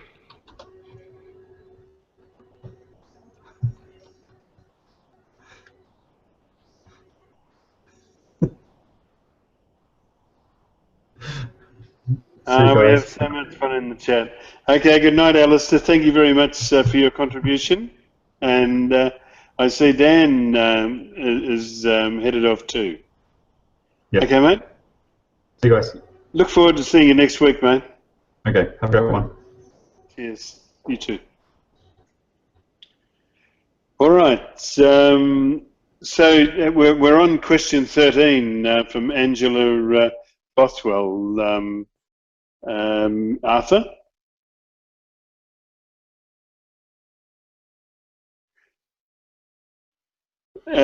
Rob, I don't think she was meaning that she controls it.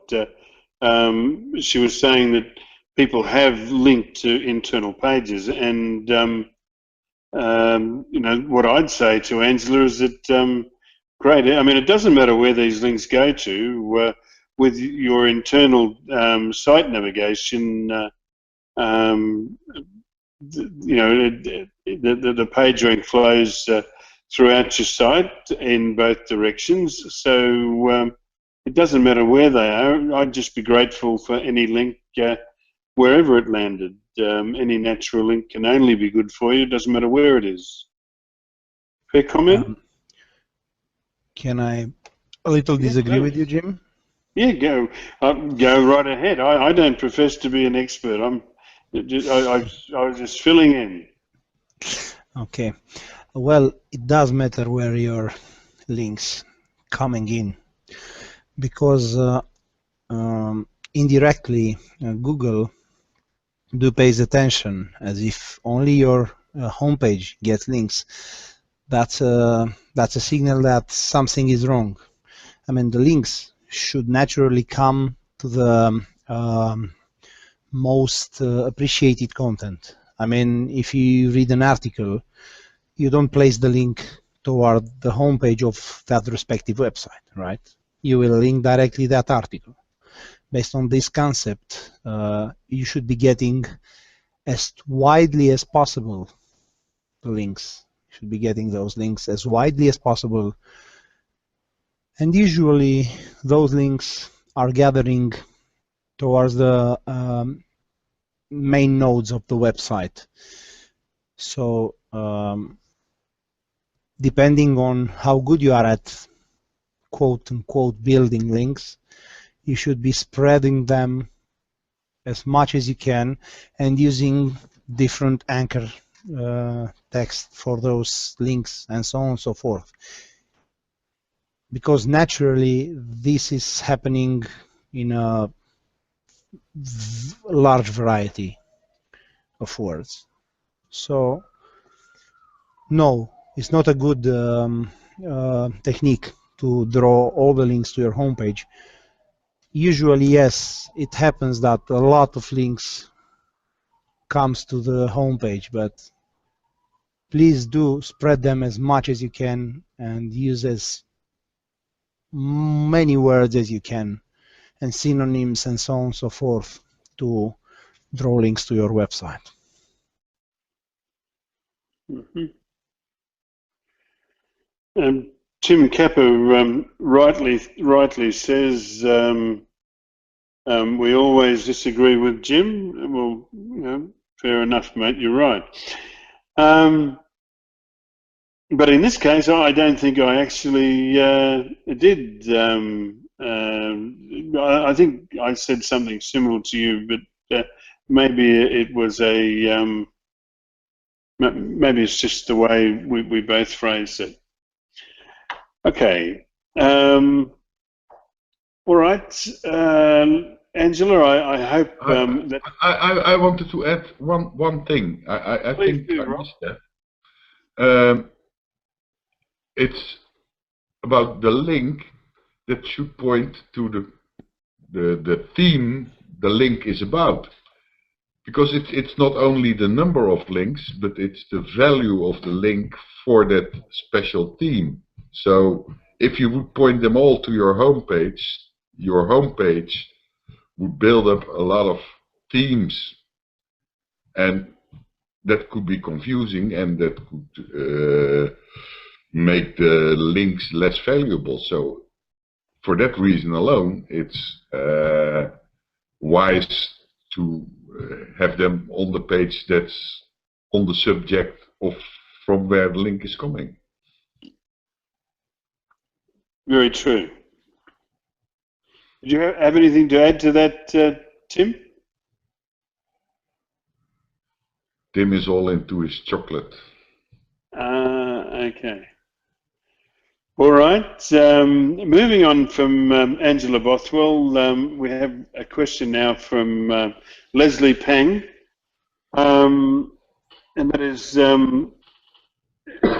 we've titled this question, why 301 domain names that contain related keywords, but it's really a question as to whether this tactic makes any sense. Anyway, Leslie goes on to say, this may be a really stupid question, but I just can't find the answer anywhere. Someone I know is registering a bunch of domain names that contain keywords related to his business. The new domain names will be forwarded to his main domain using 301 redirect. My thought is that these domain names will come up high in search results because of the keywords in the domain name, and thus bring more traffic to his site. Does this approach make any sense? My feeling is that these domain names will never rank higher than his own site, and so it is just a pointless exercise. Probably he didn't understood the reason why the guy is registering a lot of keyword stuffed domain names. The main reason for registering these closely related domain names as the main one is to prevent the competition stole your clients by mistyping the URLs for those domain names. So if you have a domain name like swedishcookies.com, sometimes people are accidentally misspelling Swedish or cookies, and because of that you are registering a bunch of domains around that subject, and 301 redirect all of them to your main domain name, only to prevent the competition, first of all, only to prevent the competition to buying them and competing with you, and as well to attract the users that are preferring to type in directly the URL, and thus they could be misspelling them. Those domain names will never rank at all because they are 301 redirected. So in the most fortunate case, you can use them if they are shorter or easier to type in or to retain. You can use them for AdWords campaigns and so on and so forth. So that's the only way you can use them. Well, I think a lot of people buy similar, likewise domain names because in the back of their minds they think they will build a super niche market website of high quality for it once they have time for it, and they end up never doing it and just end up 301ing it. Yeah, isn't that the case, Jim? How many nice niche websites do you have in your mind? Are you talking to me? Yeah, you're only Jim here. About 1,500 at the moment. Okay. Well, if I forgot one area, it's like shady area for which you could buy those domain names. If you try to build exactly as Rob said, same websites, same activity domain, but a little bit different as content, and trying to rank all of them as high as possible to cover more market than usual, and that's a very often used technique nowadays to build not one website for your business but 10, 20 websites for your business, and trying to rank them all as high as possible and covering as much as possible from the niche. That's a black hat technique, and well, well, we see depends that a lot on how much different the website is. You could build a nice niche website for a part of your product groups or whatever. That's not like that. No, definitely. If you split your products into groups and each website represents other group of products, then that's fine. I think automotive brands still do a lot of that kind of niche websites for the sub-brands. Yeah, and they are not the only ones who are doing this. A lot of other, I don't know, industry websites or owners are doing this by splitting their large amount of products into niches. But essentially, just 301ing doesn't help you at all. Yeah, not at all. Make it short. Correct. Can I say though that we've got to ask why the payday loan sites are buying these domains and doing that. And I think it's possibly this, that Google never forgets a link, and there may be a site that was relevant in Google for, say, payday loans or same-day finance or something like that, so maybe Google will attribute those keywords to the domain that it's being 301 to. I don't know if I have no data to verify that, but maybe that's why they're doing it. The other thing is that those hackers and spammers and so on, I think that they're worth studying. I certainly spend a lot of time studying them myself, not because I wanted to do what they do, but I think we can learn a lot, from what they're doing, because they're certainly doing a lot of it, and it gives you an idea of what's working and what's not. I mean, it's just like having 100 case studies all at once. Once you uncover a particular spammer, and you can sort of go through what he's doing. Anybody else have the same experience? No, maybe not. Okay, maybe I'm just rambling. This is a question from Leon Bailey, and Leon asks, would advertising on a website with a page rank of 2 be wise or just a waste of money? It's related to my business niche. Later in the comments, I see our good friend Pelagic jumped in on this one, but he said that he wasn't trying to gain page rank. He was looking to join vendor lists of wedding sites, and he was just curious.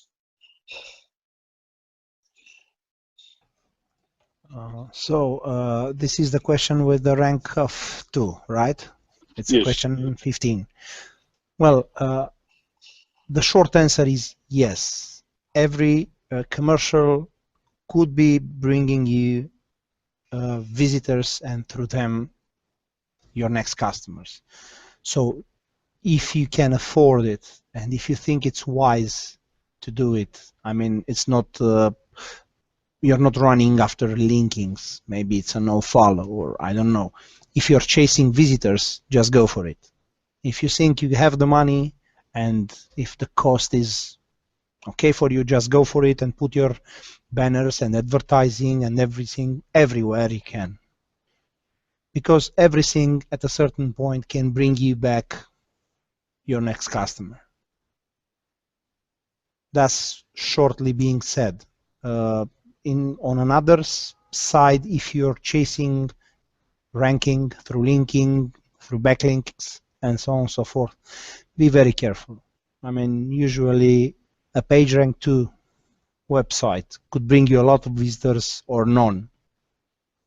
So just make a test for a month, see how many visitors came from that website, and you can decide if you go on with them or not.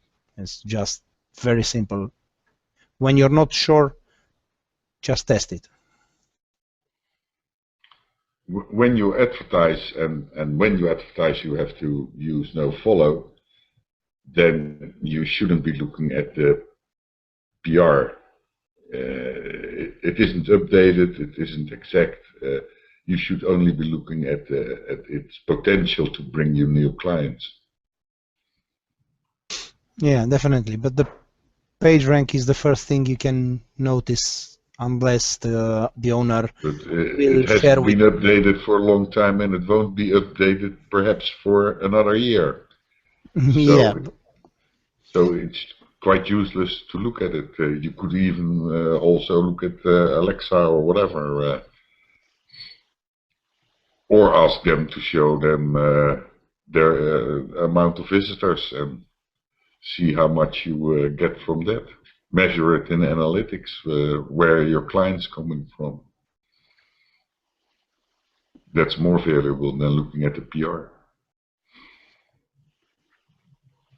Okay, and the thing that Pelagic was alluding to by publishing the Google guideline relating to link schemes was that all advertising links should be no-followed, and no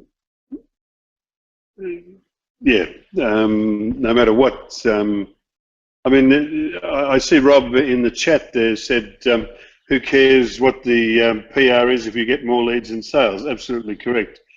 And if you're getting sales from that link, as long as it's no-followed, there's nothing to fear. Arthur, thank you very much for your contributions tonight. We really appreciate the effort you put into this. Well, you're welcome. So goodbye, guys. See you next time. Okay. Cheers, mate. All right. Well, look, I think we've covered Leon's question. Did anyone want to add to that? All right.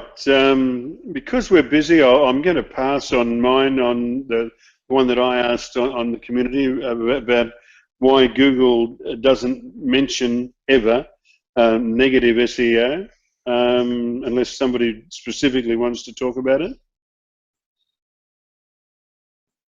I didn't think so. Sean Cohen asks, should I direct keyword-rich internal links to the homepage for long-tail keywords? He said, I've seen a bump in traffic from pages that I've directed keyword-rich internal links to, but they have been internal pages linking to other internal pages. My question is, if I direct keyword-rich internal links to the homepage for long-tail keywords I've lost ground on, is it conceivable that I could regain some traction on the long tail that the homepage has lost?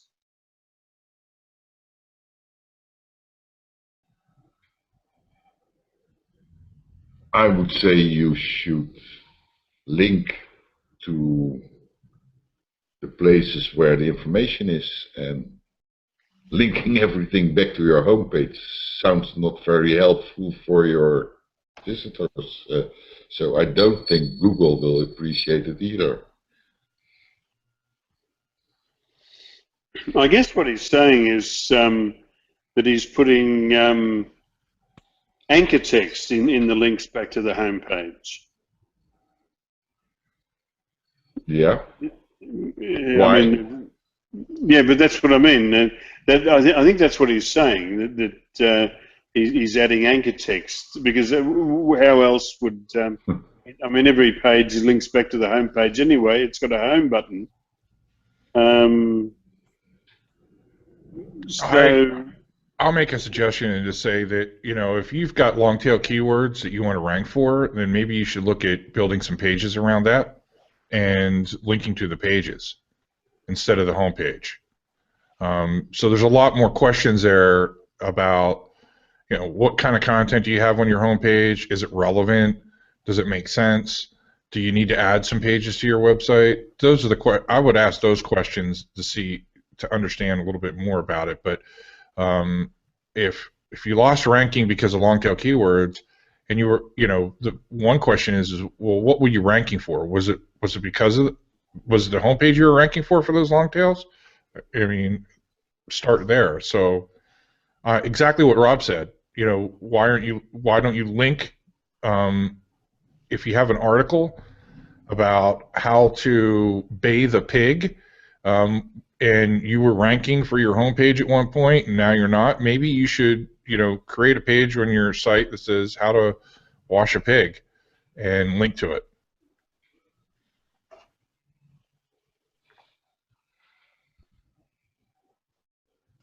Just keeping it classy, guys. yeah. Yes, okay. All right. We've got Rob and Rob. It's like stereo. All right. Well, we're going to call you Jim then. Well, Sean Cohen, I hope you consider that an answer.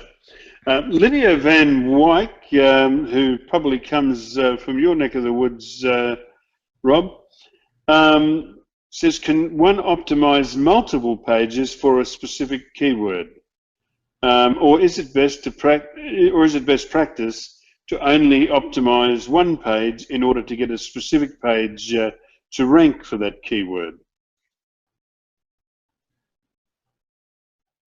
Yeah, I think people still look at it as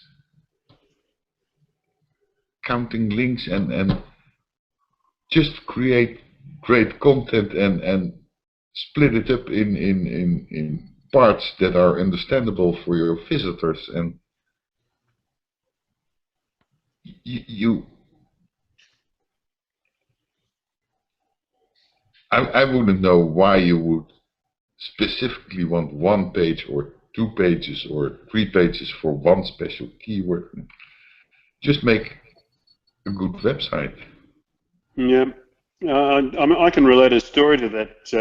2 different clients, Rob.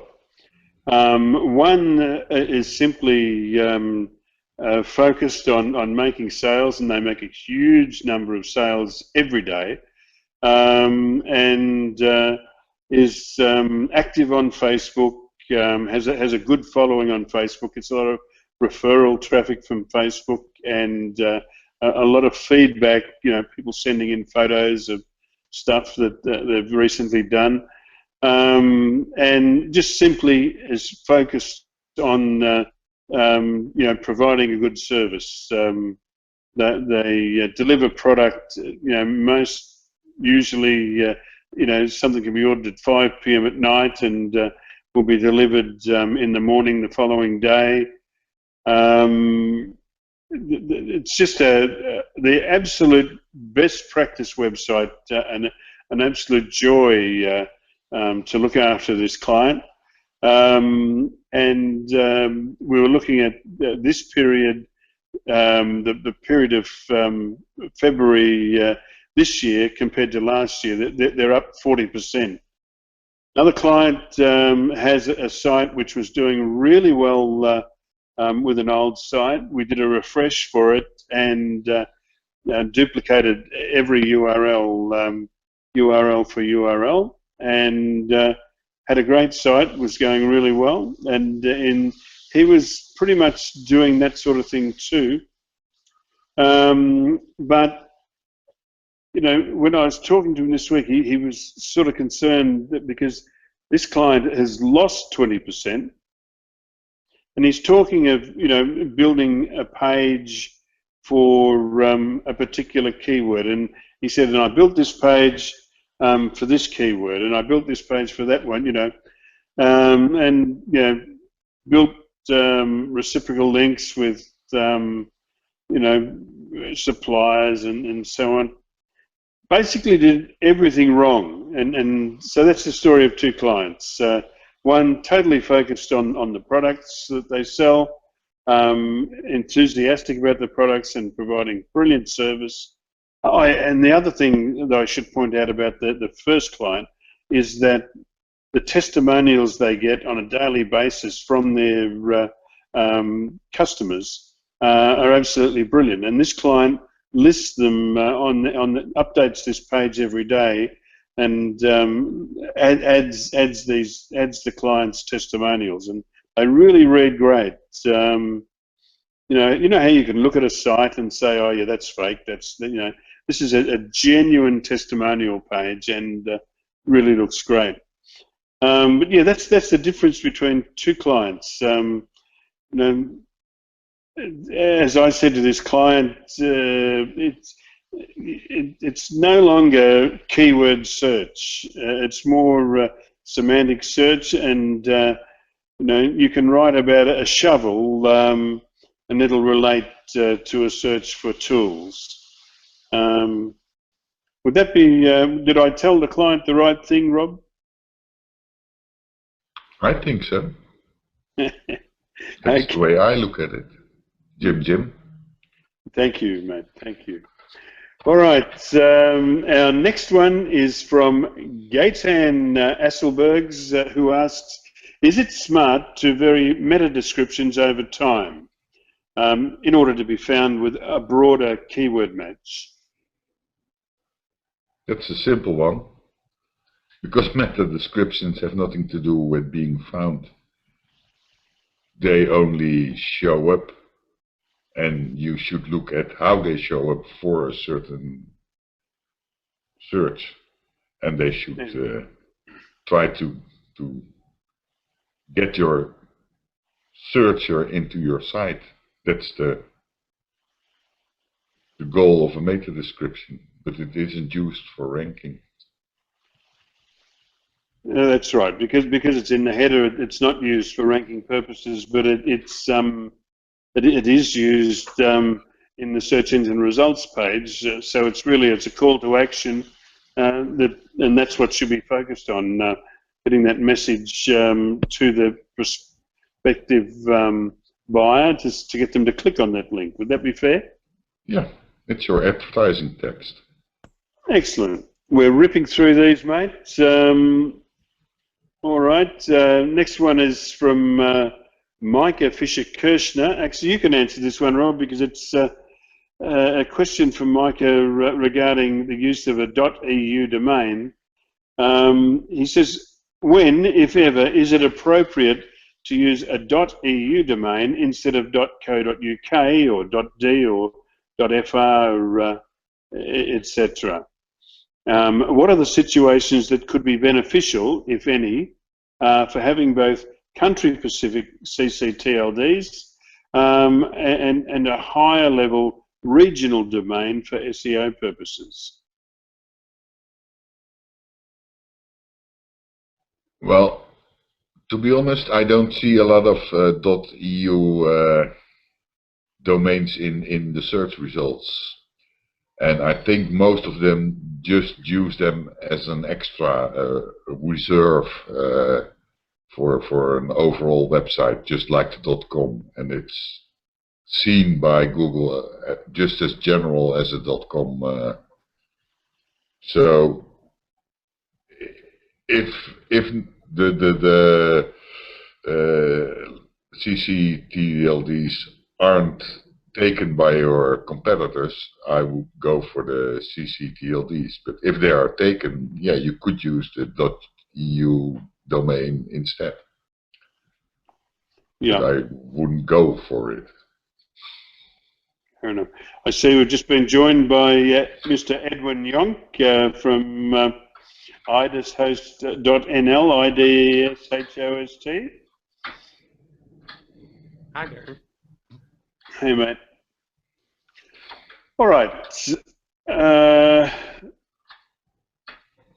Next is a question from David Sabo, who asks a question regarding a reconsideration request for a manual penalty.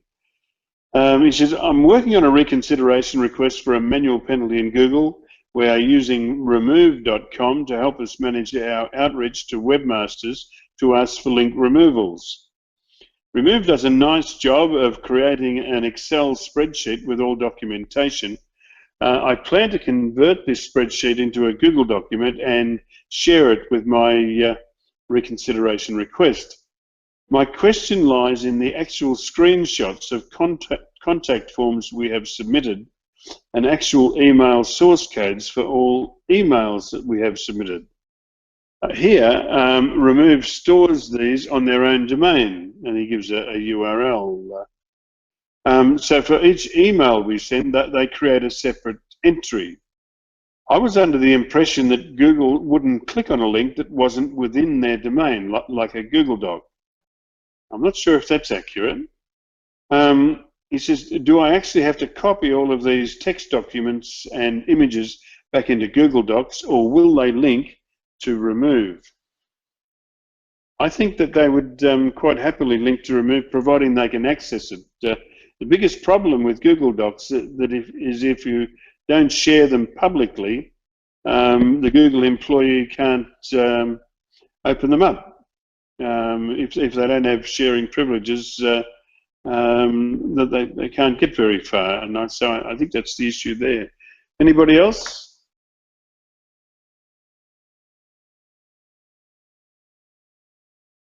Don't all talk at once. I wouldn't know, but people must realize that you should make it the reviewers as easy and as fast as possible to see what you have done, and you don't have to give the every little detail, and certainly not up front. You must make a short statement in which you say what you've done, how you've done it, and at the end of your document you can add some additional links so they can check it. But if you start overflowing them with click here to see what I've done, I think they will stop rather quickly. But I'm not sure.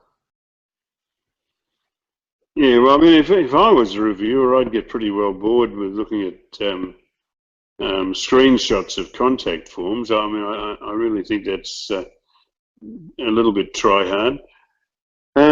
Anyway, I think we can call this one covered, can we, Rob? I think we can call it covered. All right. Phil Walsh has a client suffering from a warning when their organic and paid listings are clicked on in Google. Phil goes on to say, "Hi SEO folks, I'm in need of some serious help. I have a client suffering from a warning when their organic and paid listings are clicked on in Google. It comes up with the message, warning, visiting this site may harm your computer. The site is totally legitimate, but may previously have been compromised before my time.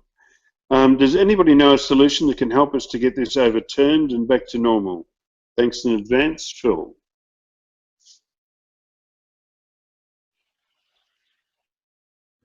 I think they also will get a warning in their webmaster tools, because normally it's that the site is hacked or has widgets or whatever on it that are hacked or linking to a hacked page or whatever.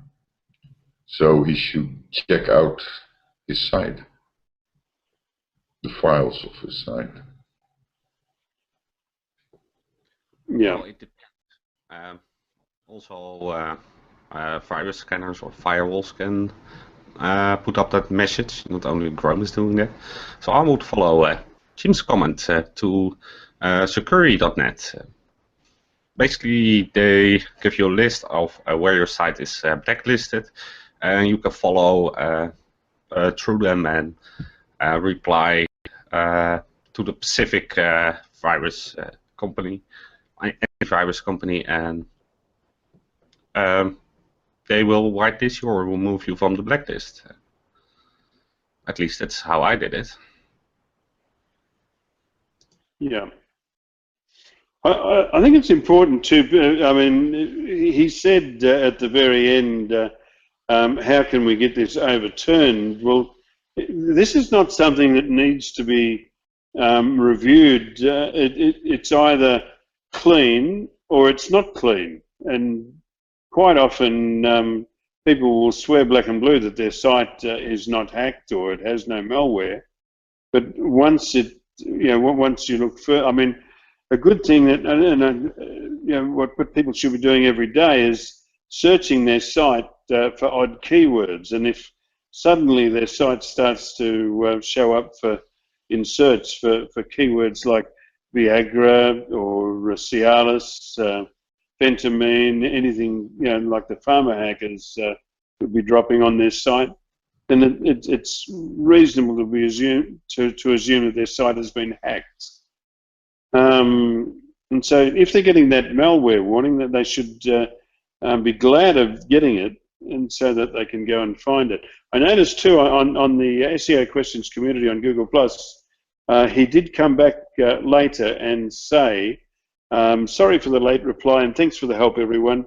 We managed to get this sorted by scanning the site and found a SQL injection in the header. All sorted and showing again now. And I'd imagine as soon as they removed the SQL injection, pretty soon after that, it would have stopped displaying the warning and gradually over time returned to organic search. Fair comment, guys? Anything to add to that? No? Okay.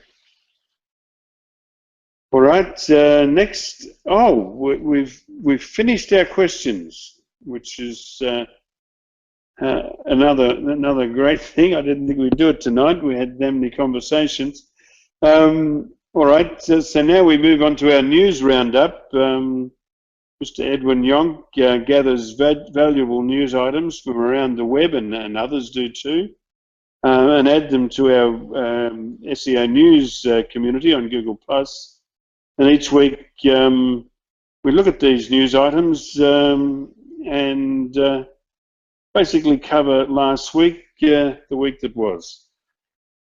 All right. right. The first one is one that I posted. I happened upon a absolutely brilliant YouTube hangout on air between David Amerland, that I'm a very great fan of, and AJ Cohn, equally up there on my trophy wall.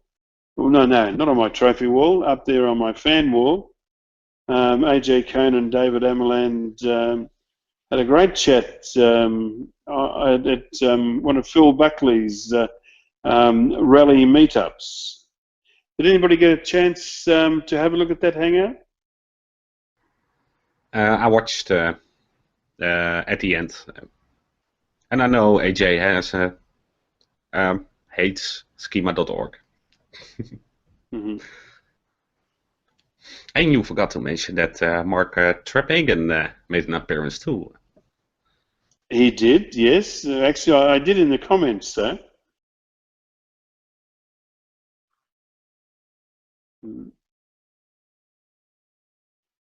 Yeah, well, I recommend having a look at that one, Rob. Certainly worthwhile. And if you're watching this or at some later time, you'll find the link in the SEO news community on Google+. Okay, so our next one, next item posted by Mr. Yonk, Google's Panda granted a patent on ranking search results. Google's Panda granted a patent on ranking search results. How is this news, Mr. Young? Well, it isn't, but I think the patent from the guy that is called Panda was opened, no? Oh, okay. So it's the engineer. What's his first name? Panda. Something Panda. Nandit or something like Navneet Panda. I see there. Yeah, I think he had on his Google Plus profile something like the father of Panda, or let me see, what was it? I wonder why Google is applying for a Panda now. I mean, this is a story put together by Bill Slawski, who does great work keeping an eye on Google patents, and so yeah, the article is on SEObythesea.com, and certainly worth a read tomorrow. Do you want to say any more on it, Edwin?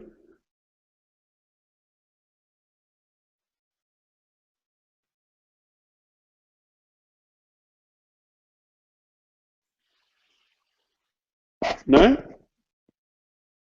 Okay. Next one is a slide deck which I took that was presented by Rand Fishkin over at SMX Munich. It was headed, "The SEO revolution will not be televised." I thought that was a great slide. I mean, you know, I normally break out into hives when someone asks me to look at a slide deck, but in this case, I enjoyed clicking through from each one. It told a good story. Did anybody else have a look at this one? No, so we can't talk about it. But anyway, I recommend it. Next one is Edwin Yonk posted called the Google Plus One, a great post from Mark Trepagan about what a plus one is and what it isn't. I think we should look at this in context with a couple of others that came up this week. He said that it is very difficult to determine why someone plus something or what they meant by it. My add-in is that Google built an auto anti-spam mechanism from the start. That is, this feature was introduced when Google launched the plus one button. This was before Google Plus launched. That's true. And namely, it only appears when you have a connection with a particular person. Like social search, we use many signals to identify the most useful recommendations, including things like the people you are already connected to through Google, your chat buddies and contents in brackets, for example. Because this was launched before Google Plus, they couldn't say Google Plus, but these days it is all Google Plus. Now I'm confused.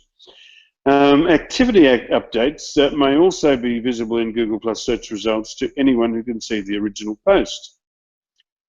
All right. The thing I think we should read in context with that is Rand Fishkin's experiment run on Google Plus this week on asking people to share and +1 the little bug that appeared in search at position, I think, 25, and at the end of the experiment was still at 25, but at one stage it did jump up a couple of spots. What do we have to say about this, guys? Well, did you see the new Google Suggest when you search in google.com for a name? No. If you search in google.com and you start typing a name, and that name is one of your circle people, I think, it starts up in your, show up in the search box, complete with a picture.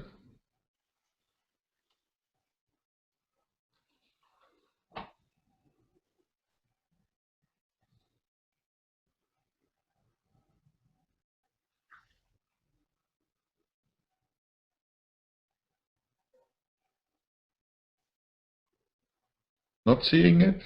No.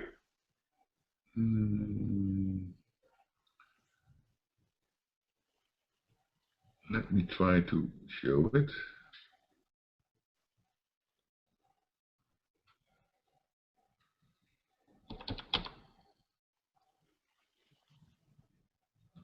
I have to go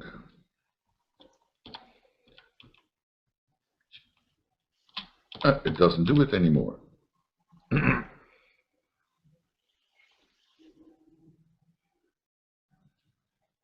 I did do a post about it with some pictures, screenshots.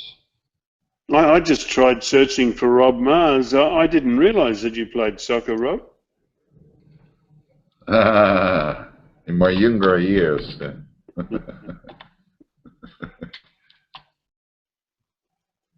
Hey, it doesn't do it anymore. It does ring a bell, by the way, that you could do that, and you the search was then with a box around it. I think it was blue, a blue box in the search query. No? Yeah. I think we tested that a couple of weeks ago.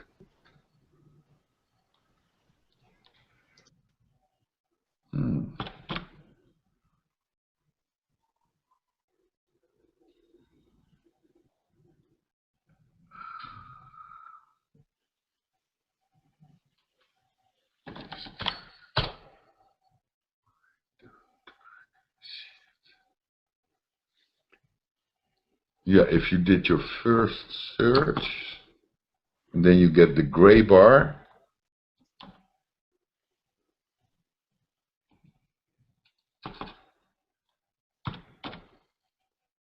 Yeah. If you're logged in, I am, yes. And you do a first search, then you get the new dashboard bar, I call it.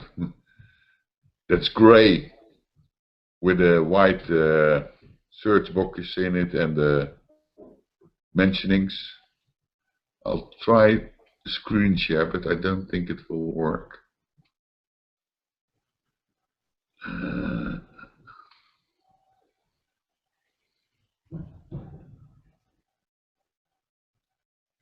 Tell me something, Rob. While you're doing that, Yeah.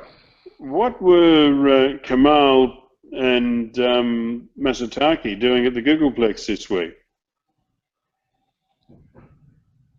I didn't see Masataki at the Googleplex. Well, I saw a photo. Well, put it this way: Kamal was on his way back from the Googleplex this morning, and I saw a photo earlier on in the week that had Masataki in it and Kamal. It may have been taken earlier. It just seemed odd to me that it happened that way. I didn't notice. Can you see it?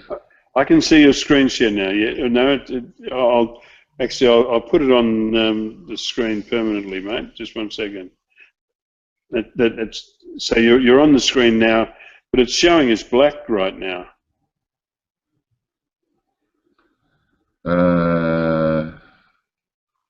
There we are. We see it. Okay, I see you there. Well, I'm definitely not seeing that.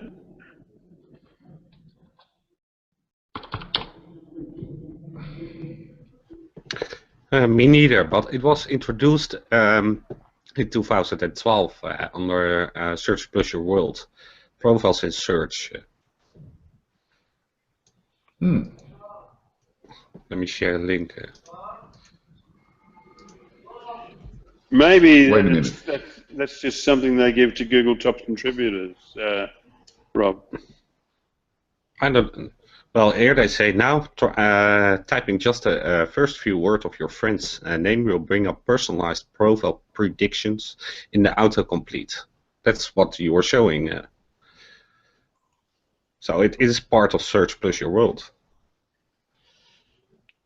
Okay. Oh, look, I think I've got Search Plus Your World turned off. I think that's why I can't see it.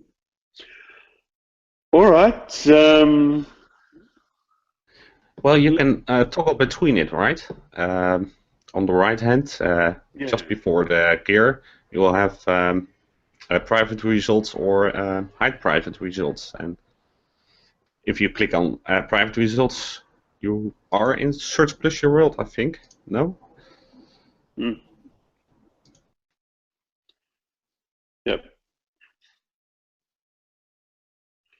All right. Well, we've got quite a few news items to look at tonight. So let's move on from this one. Is everyone happy that we should move on?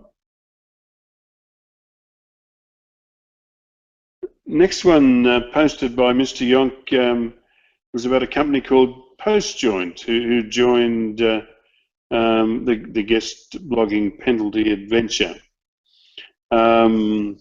And of course, the penalty adventure, of course, refers to the penalty laid on my blog guest.com.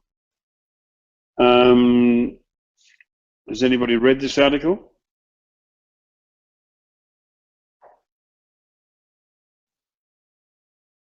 No? You guys, I'm just going to have to set homework, I think.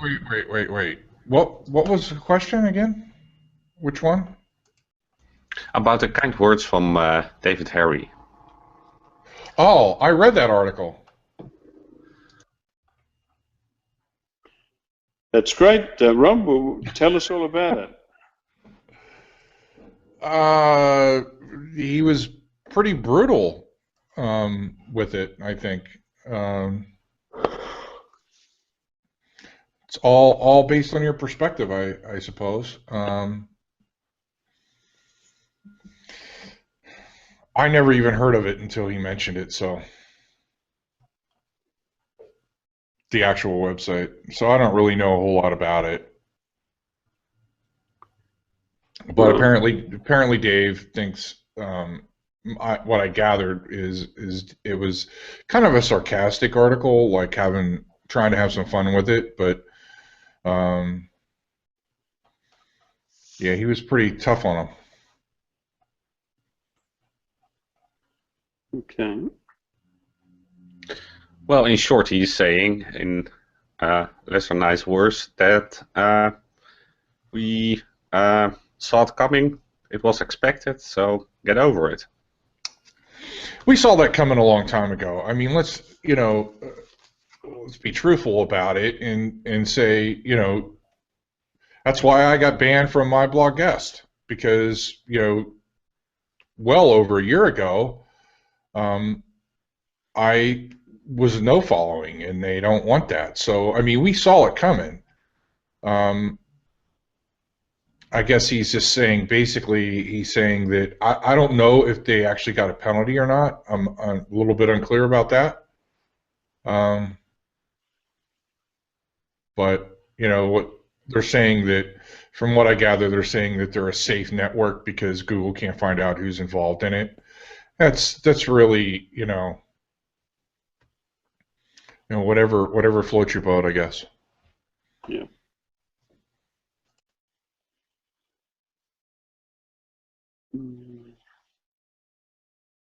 How wide are those screens you've got in front of you there, Rob? I've got 4 24s.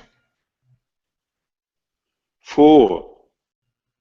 Yeah, I got one here, one here, one here, and then I have a big one that I display my email on. When you say 24, you mean they're only 24 inches? Yeah. They look much wider. Yeah, they're only 24s. Right.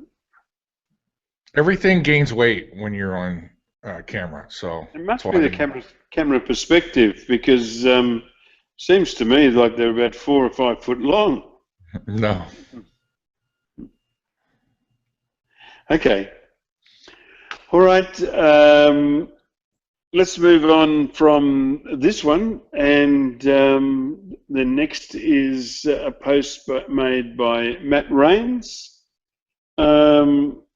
He's talking about DuckDuckGo. They're the anti-Google that doesn't track you when searching. I don't think, DuckDuckGo is a meta search engine in that it pulls data from various search engines. And also, it doesn't track its users. I don't think they advertise either, do they?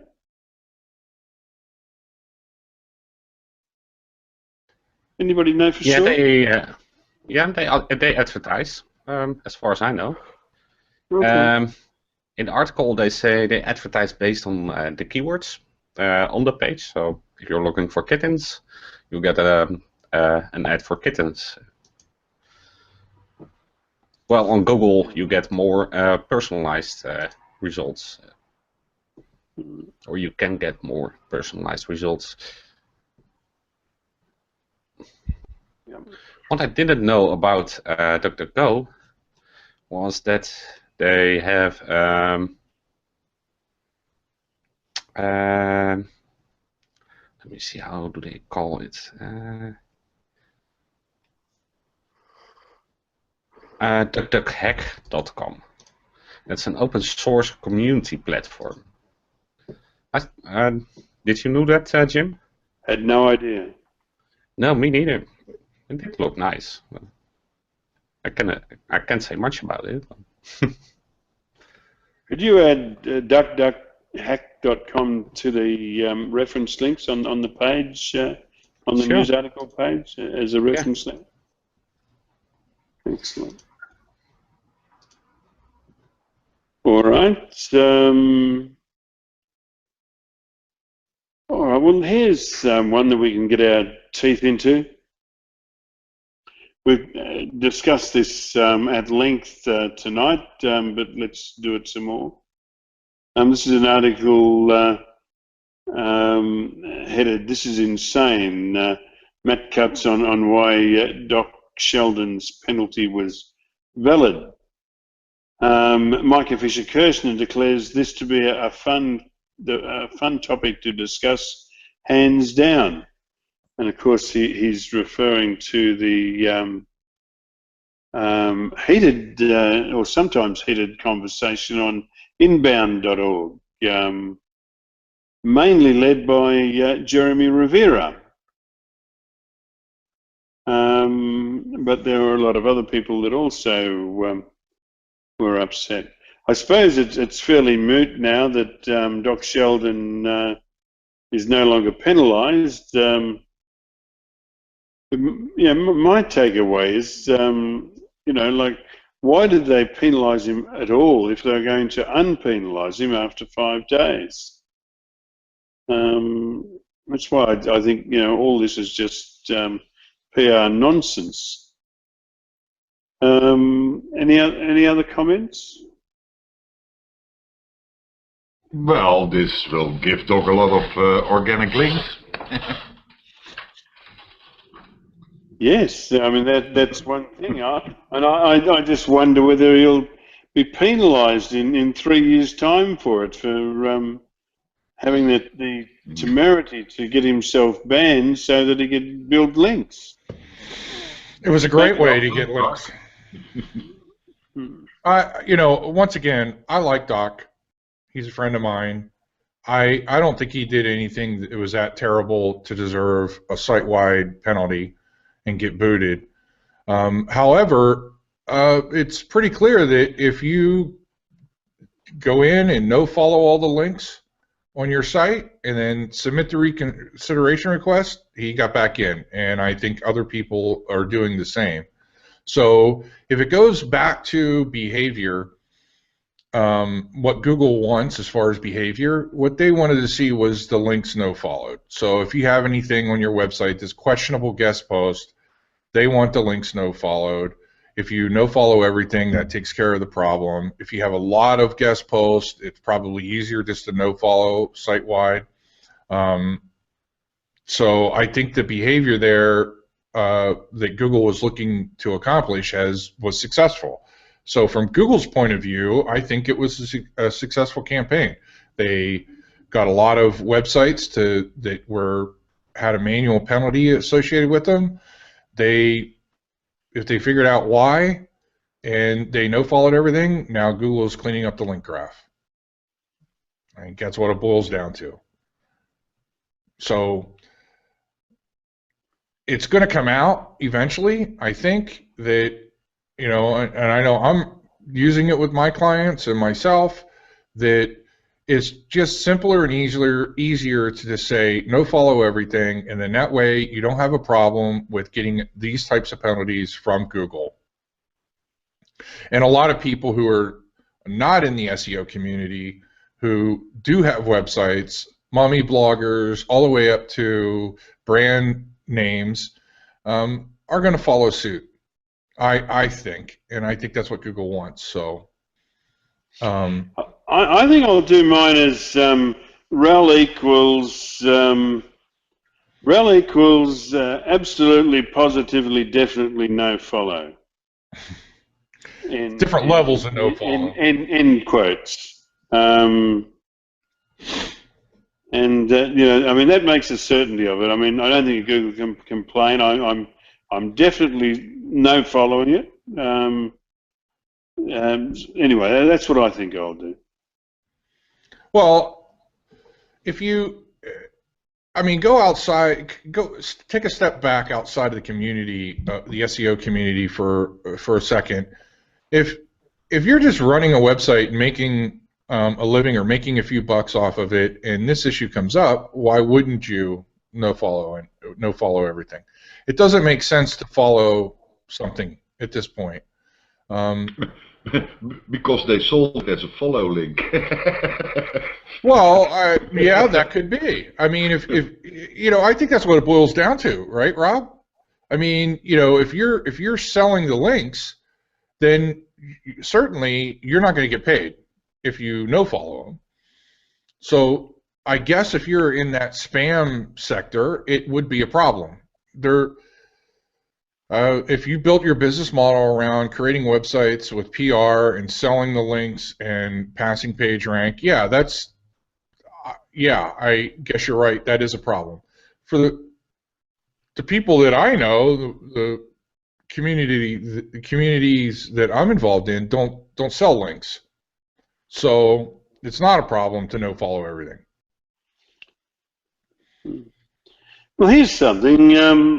And by the way, I have never bought a link or sold a link or swapped a link in my life, and I swear that on my son's lives. I won't make that promise. No, I know that, but anyway, I can categorically say it. But here's the thing. I've been kicking this around for a week or two. The ShopSafe sites, as you know, we have directories in various countries of shops. Oddly enough, that's why it's called ShopSafe. And our policy in the past is that we look for sites that we like and list them. Now, what I'm thinking of is changing that policy and inviting shops to list with us and making it easy for them to do it and automate that process, so that you know, I mean, they'll have to fit our criteria. They'll have to be a shop. They'll have to be secure, and we'll have to check their credentials and so on. But we'll list that shop. We won't charge a fee for it. We haven't charged a fee ever in the past. We've never sold a link. So you know, in our directories, we will list these shops, and I don't think that Google should complain about it.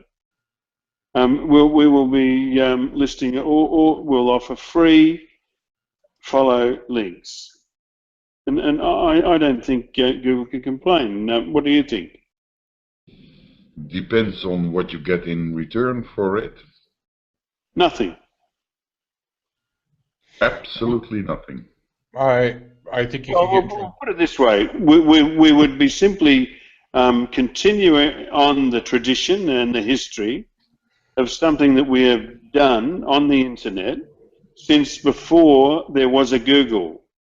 You know, like when Larry Page and Sergey Brin were you know, running around looking for girlfriends. We were on the internet before they went to uni, and that's what we did. Shopsafe.com was registered in 1996. So yeah, what would we be getting from it? My absolute pleasure to continue on the tradition of what we've done since before Google existed. You could also look at that another way. You get something that's at the moment considered the most valuable thing on the internet. That's what I think too. Yeah, I agree. You get content. Why content? Oh, you mean your list of shops is content. Yes, true. The difference will be that instead of me writing the review, or Angela, it'll be them writing the review, and we'll vet it. Yeah, but as long as they have influence on what's around the link and in the link and on the link text, you should now follow it. Why? Because when somebody writes their, I mean, Yellow Pages don't create the listing for like you guys would call it Yelp, I guess. I don't know what they call it in Europe, but you know, your business phone directory. They don't write them. They're written by the clients, and they're legitimate. That's a Yellow Pages. Yellow Book. We call it Yellow Pages too, I think. They're golden pages. You know what? Okay. I mean, it depends on whether you want to rank on Google or not. Frankly, I look at it and think, you know, Google doesn't want to bring back another. Google, I get the impression that Google doesn't want to bring back other search engines and other directories in their regular search results. So in other words, if you have a directory of whatever it may be, does Google really want to bring back a directory in their search results? So how they're looking at. Sorry to interrupt you there. I don't want to stop you from talking. It's just I just want to put this one point in. Since Yelp took Google to court, I think Yelp's pretty well solid in the search engine results again. I just think Google looks at it like, do they want, from a user experience, if you do want to search for something and they bring back a directory and then the user clicks on that directory and has to do another search, that Google would rather just bring back the actual results. So you can see it's evident on how Google scrapes other websites and brings that information back in.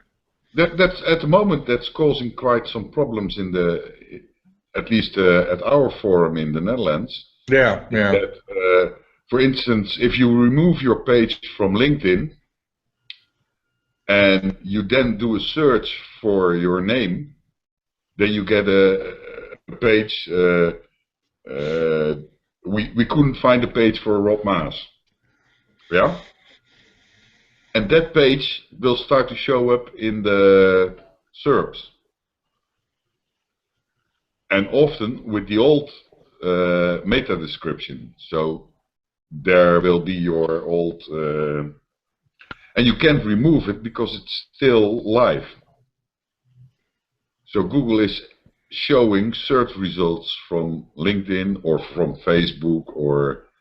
we had a few last weeks where people couldn't remove pages that showed a search result for them.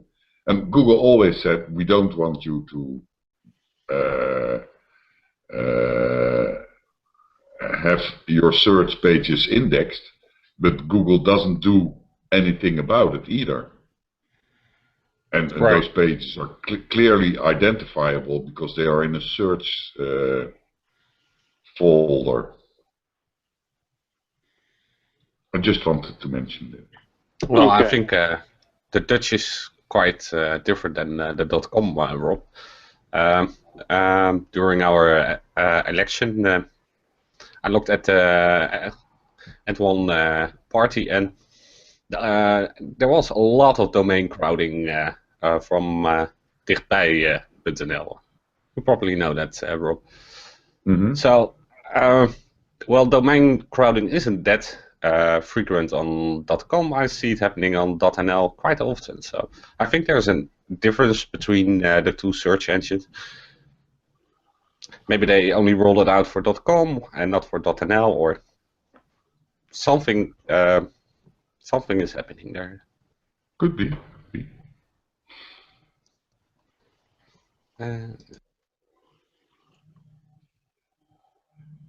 By the way, earlier on tonight during the Hangout, I put a link in the chat for a search on Google to point out the amount of scraping that had been done. Did anybody actually look at that link? No. Yeah, I did. Well, okay.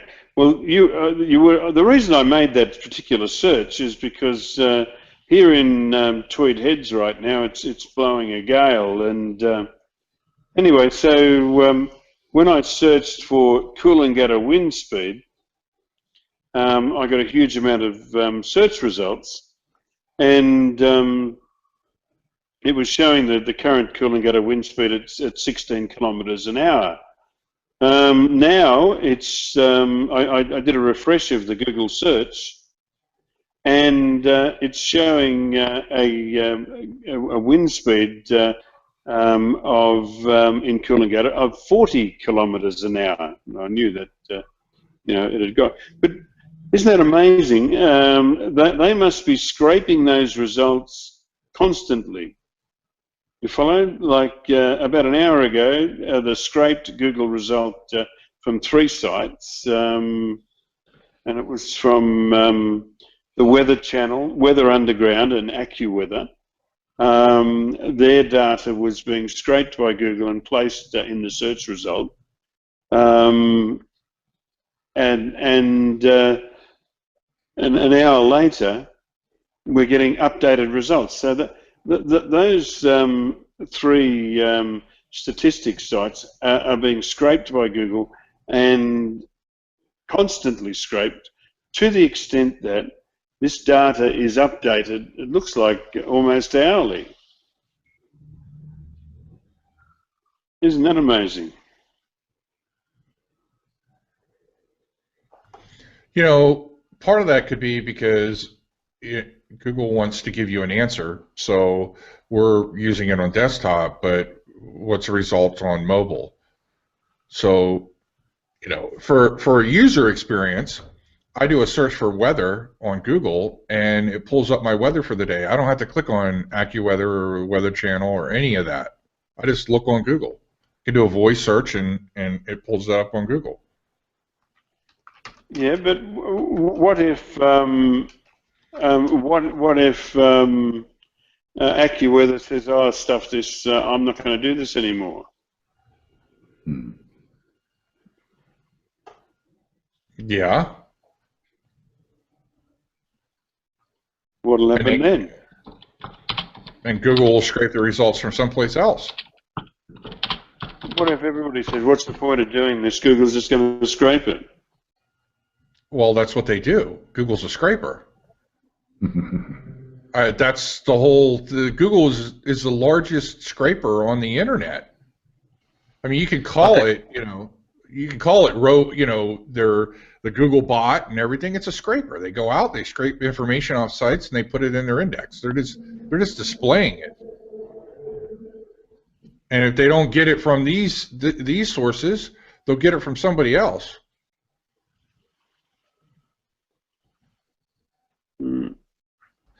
But Google does have data partners, right? Yeah. So is AccuWeather not a data provider for Google? It might be. I don't know. I don't know. I mean, Google does give them a link, right? So the thing is, from my perspective, I'm looking at. I just typed in a search, just typed in the weather for my local area. Came up, gives me all the information I need to see at a glance. I don't have to go to the Weather Channel or Weather Underground or AccuWeather. I see it right there in front of me on Google. So I don't have to click. I see what I need to see, and I'm done. So, it's the same thing with images. You can view images all day long and don't have to click onto their website. Right, you can see a bigger image. Now, Google has done some stuff to fix that, but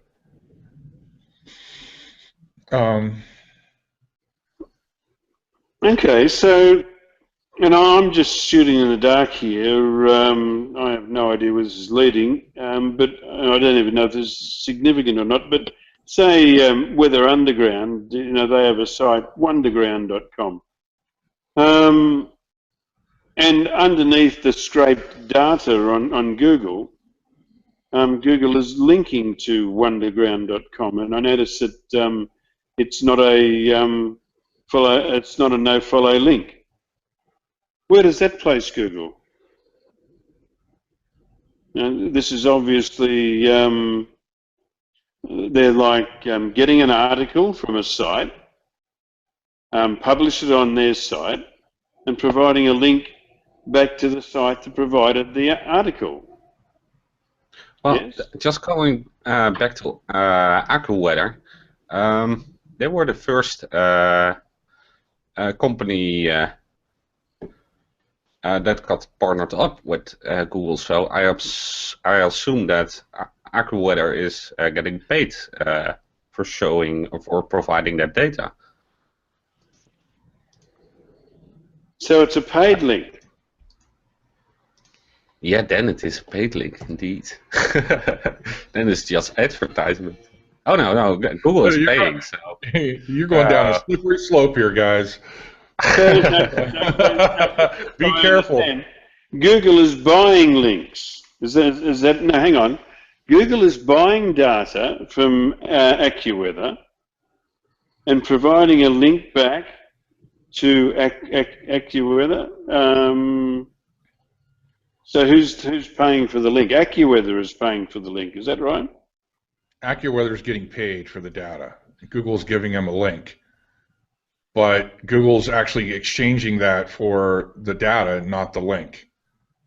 It all goes back to intent.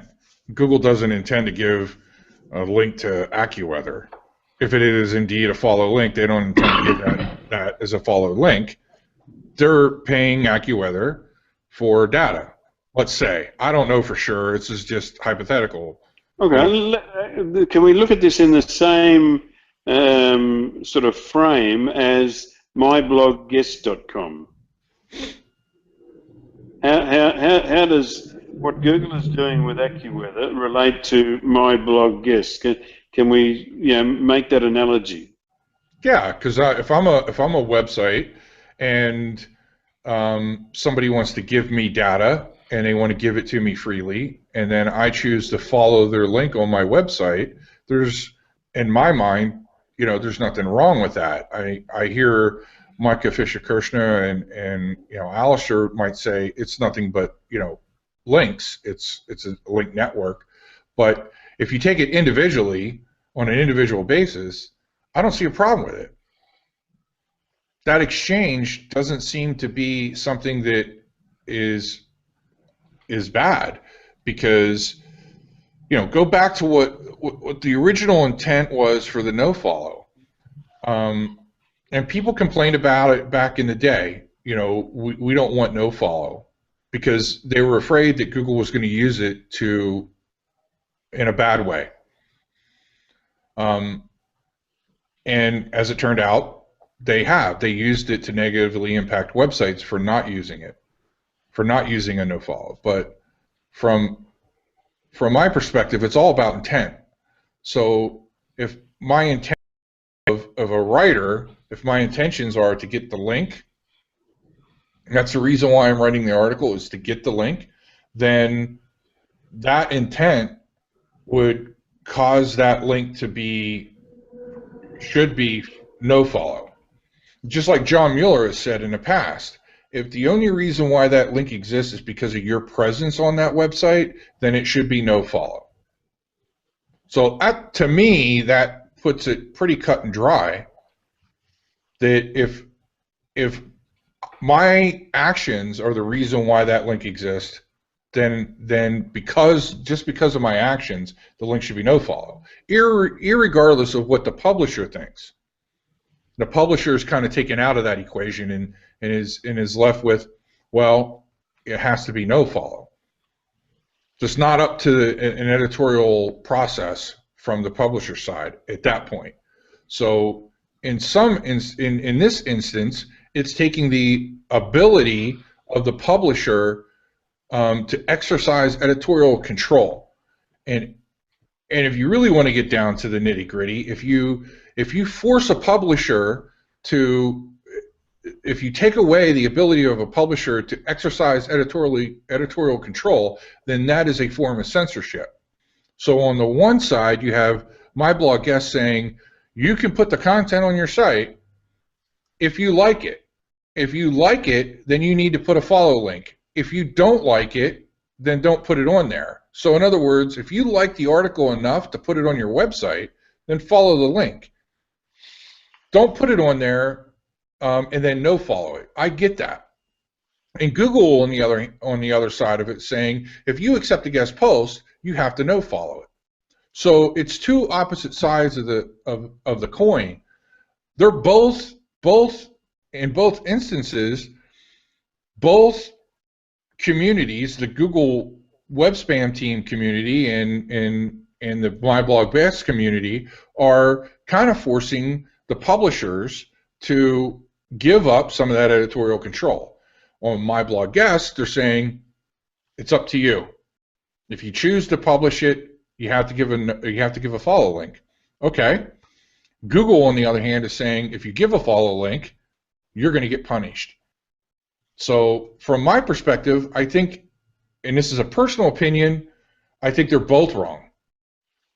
I don't think either one of them is right. I don't think it's right for My Blog Guest to force publishers to put follow on every link. I got banned from the community because I made a decision to put a no follow tag on some of the links, And on the other hand, you have Google saying you can't put follow links up on a guest post. So both sides are completely wrong in this. It should be up to the publisher to determine whether they are going to give a follow link or a no follow link. That's editorial control. As soon as you take that editorial control away, then in a sense it boils down to, you know, censorship to a certain degree. But on the user side of it, user experience doesn't matter if it's a follow or no follow. So this whole thing is designed strictly for Google search engine, and a way to exercise some social change, social engineering it, so to speak. Did you get a chance to eat your chocolate, Jim? My chocolate? What chocolate was that, Rob? Well, when I talk, you get a chance to wash the car and eat the chocolate, so. Well, normally I'd go and wash the car, but it's raining, so there's no need. No, while you've been talking, I've been looking at. I couldn't do much with Wonderground because it continually uses geo-targeting to give me a link, so I couldn't get back to the home. Oh no, Wonderground I could. The AccuWeather one I couldn't, but the middle one, weatherunderground.com. Now its domain has a page rank of 8, and I'm not sure if you know or not, but it was explained to me recently that page rank 8 is really page rank 10. It's just that Google's not displaying the true page rank. But here is a site that does weather, and if I use the excellent tool backlinks.html under the tools subfolder at webmeup.com, which is currently free and in beta to get backlinks. It's got 5 million backlinks from 176,000 domains. Of course, that would be fairly normal for a website. But I'm going to bet that a huge number of these links are from Google.com. But so far, I haven't found that.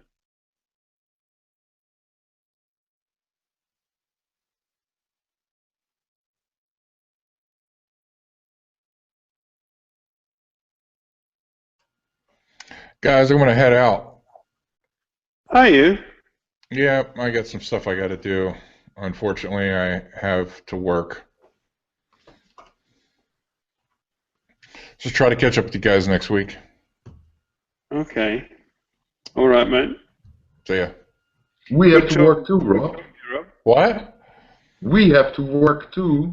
I know. I'm sorry. I got to do some videos and get some stuff out. I got to get it done like today, or it's not going to be done by due date. So, and it's already almost noon here, so I'm going to hit the road. But talk to you guys later. See you. Okay, mate. No, I didn't know that, Rob. That's an interesting thing. Did you want to speak of it publicly? No? Okay.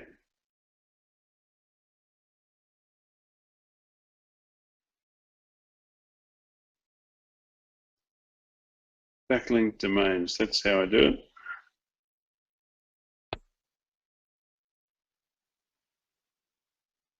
Well, isn't that odd? In their backlink domains, it doesn't show Google as a backlinker.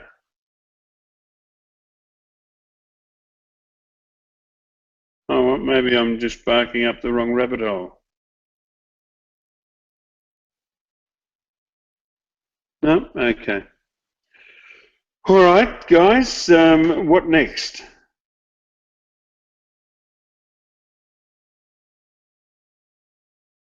Let's have a look. You go on, Edwin. We are at question 31, I think. We haven't done question 30 either, have we? The one you posted about how a single guest post may have gotten an entire site. Well, that was pretty similar to Micah Fisher's one. It's the same issue, except search engine land shared or posted and Rob commented on it. So I thought it was interesting to share it on the SEO news community. Okay. We have then, let's go to question 30, sorry, news item 31.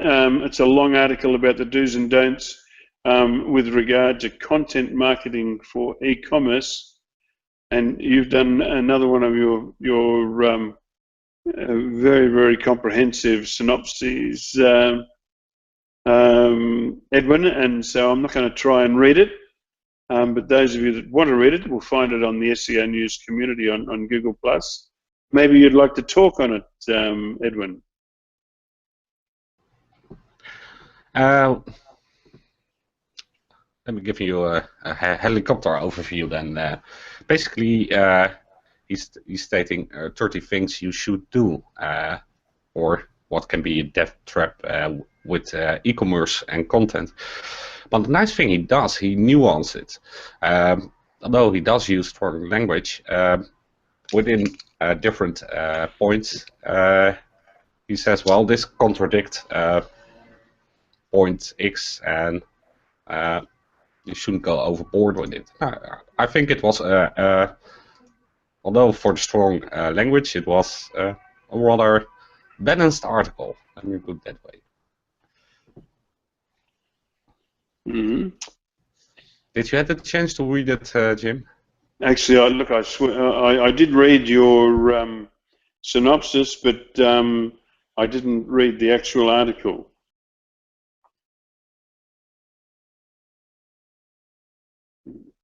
The article is even longer. I did invite him to the Hangout. Did he contact you, Jim? No, he hasn't. Yeah, I was hoping he would come to. The other person that I was hoping to have on board tonight was Anne Smarty,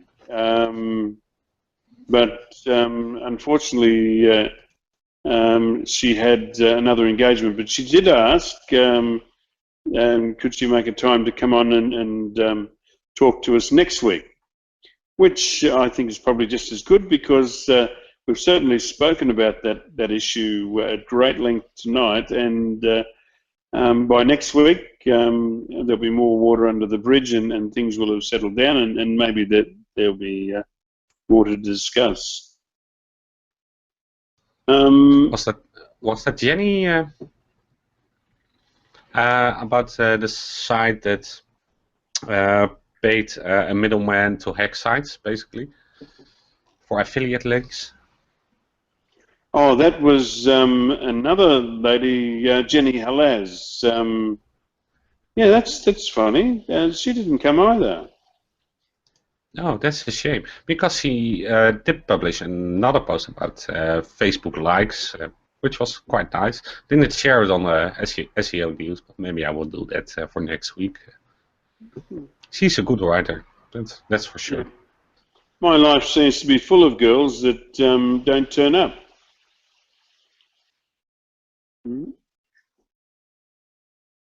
Wow, the wind here in Coolangatta, I reckon if I click that scraped search result, I'm going to have an even faster wind speed. Just hang on. No, it's still showing on Google the same time. Last scraped it Friday at 1 AM. It's now 2:49. So maybe they scrape it every 2 hours. But anyway, the wind speed's showing at 40. If it's not 60 or 80 at the moment, I'll be surprised. Yes, it is blowing a gale. Anyway, well, I think that's really made us for another week, hasn't it? I think we've done a pretty good job tonight.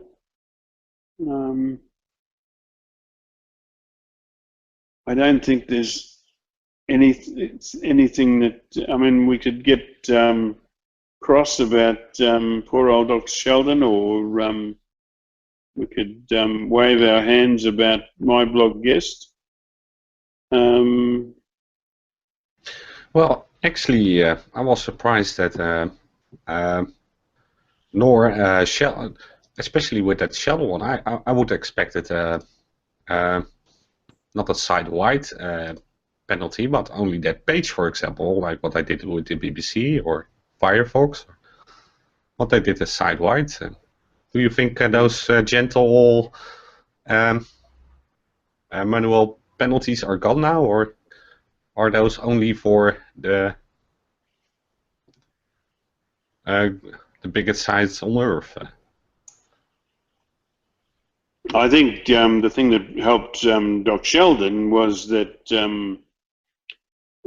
he made it public, and so it would have been looked at it, because no doubt if they did a manual action against, now looking at that figure that I think it was Alistair quoted earlier on tonight, 260,000 pages that went out. If each was on one or two sites, we're talking maybe 160,000 sites would have received manual action notices. I don't care how big their engineering team is at Google, and also to revise a question, they need an engineer to review it and another engineer to okay it.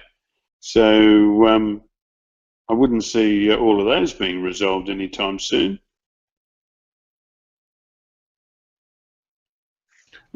I was more talking about a partial manual penalty where only a particular section of the site was hit with a manual penalty. I think that I'm pretty sure they did it with Firefox. I think BBC was on that penalty too, but that was last year, and I was surprised that they did such a targeted manual penalty back then. Those days seem to be over, no? Yeah, well, Tim Capper, he just contacted me a moment ago to tell me that his DSL connection was broken, but it's a pity that he can't still be here, because I know that he'd, two of his sites received manual penalties relating to my blog guest. But I think it was site-wide. So there's an inconsistency there with Google. A big brand gets a granular penalty on a single page, but the little bloke gets a site-wide penalty. Not good enough, Google. Not good enough by a long shot.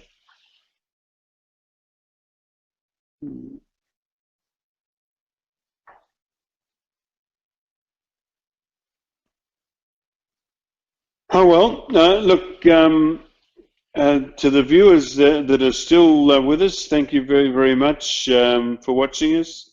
I should ask you guys first, but was there anything else you wanted to bring up before we close down for this week? No? Okay. Well, look, thank you for your support and you know, for continuing to watch us. I don't know where you get the energy from, but certainly when I have to go through tomorrow and go through these this recording and recheck the queue times to make sure that they match up to the start of the question. I know that I fall asleep, so I don't know how you guys do it. Anyway, but we appreciate the support that you give us. It makes it absolutely worthwhile, and we thank you very much for it. We'll be back at the same time next week.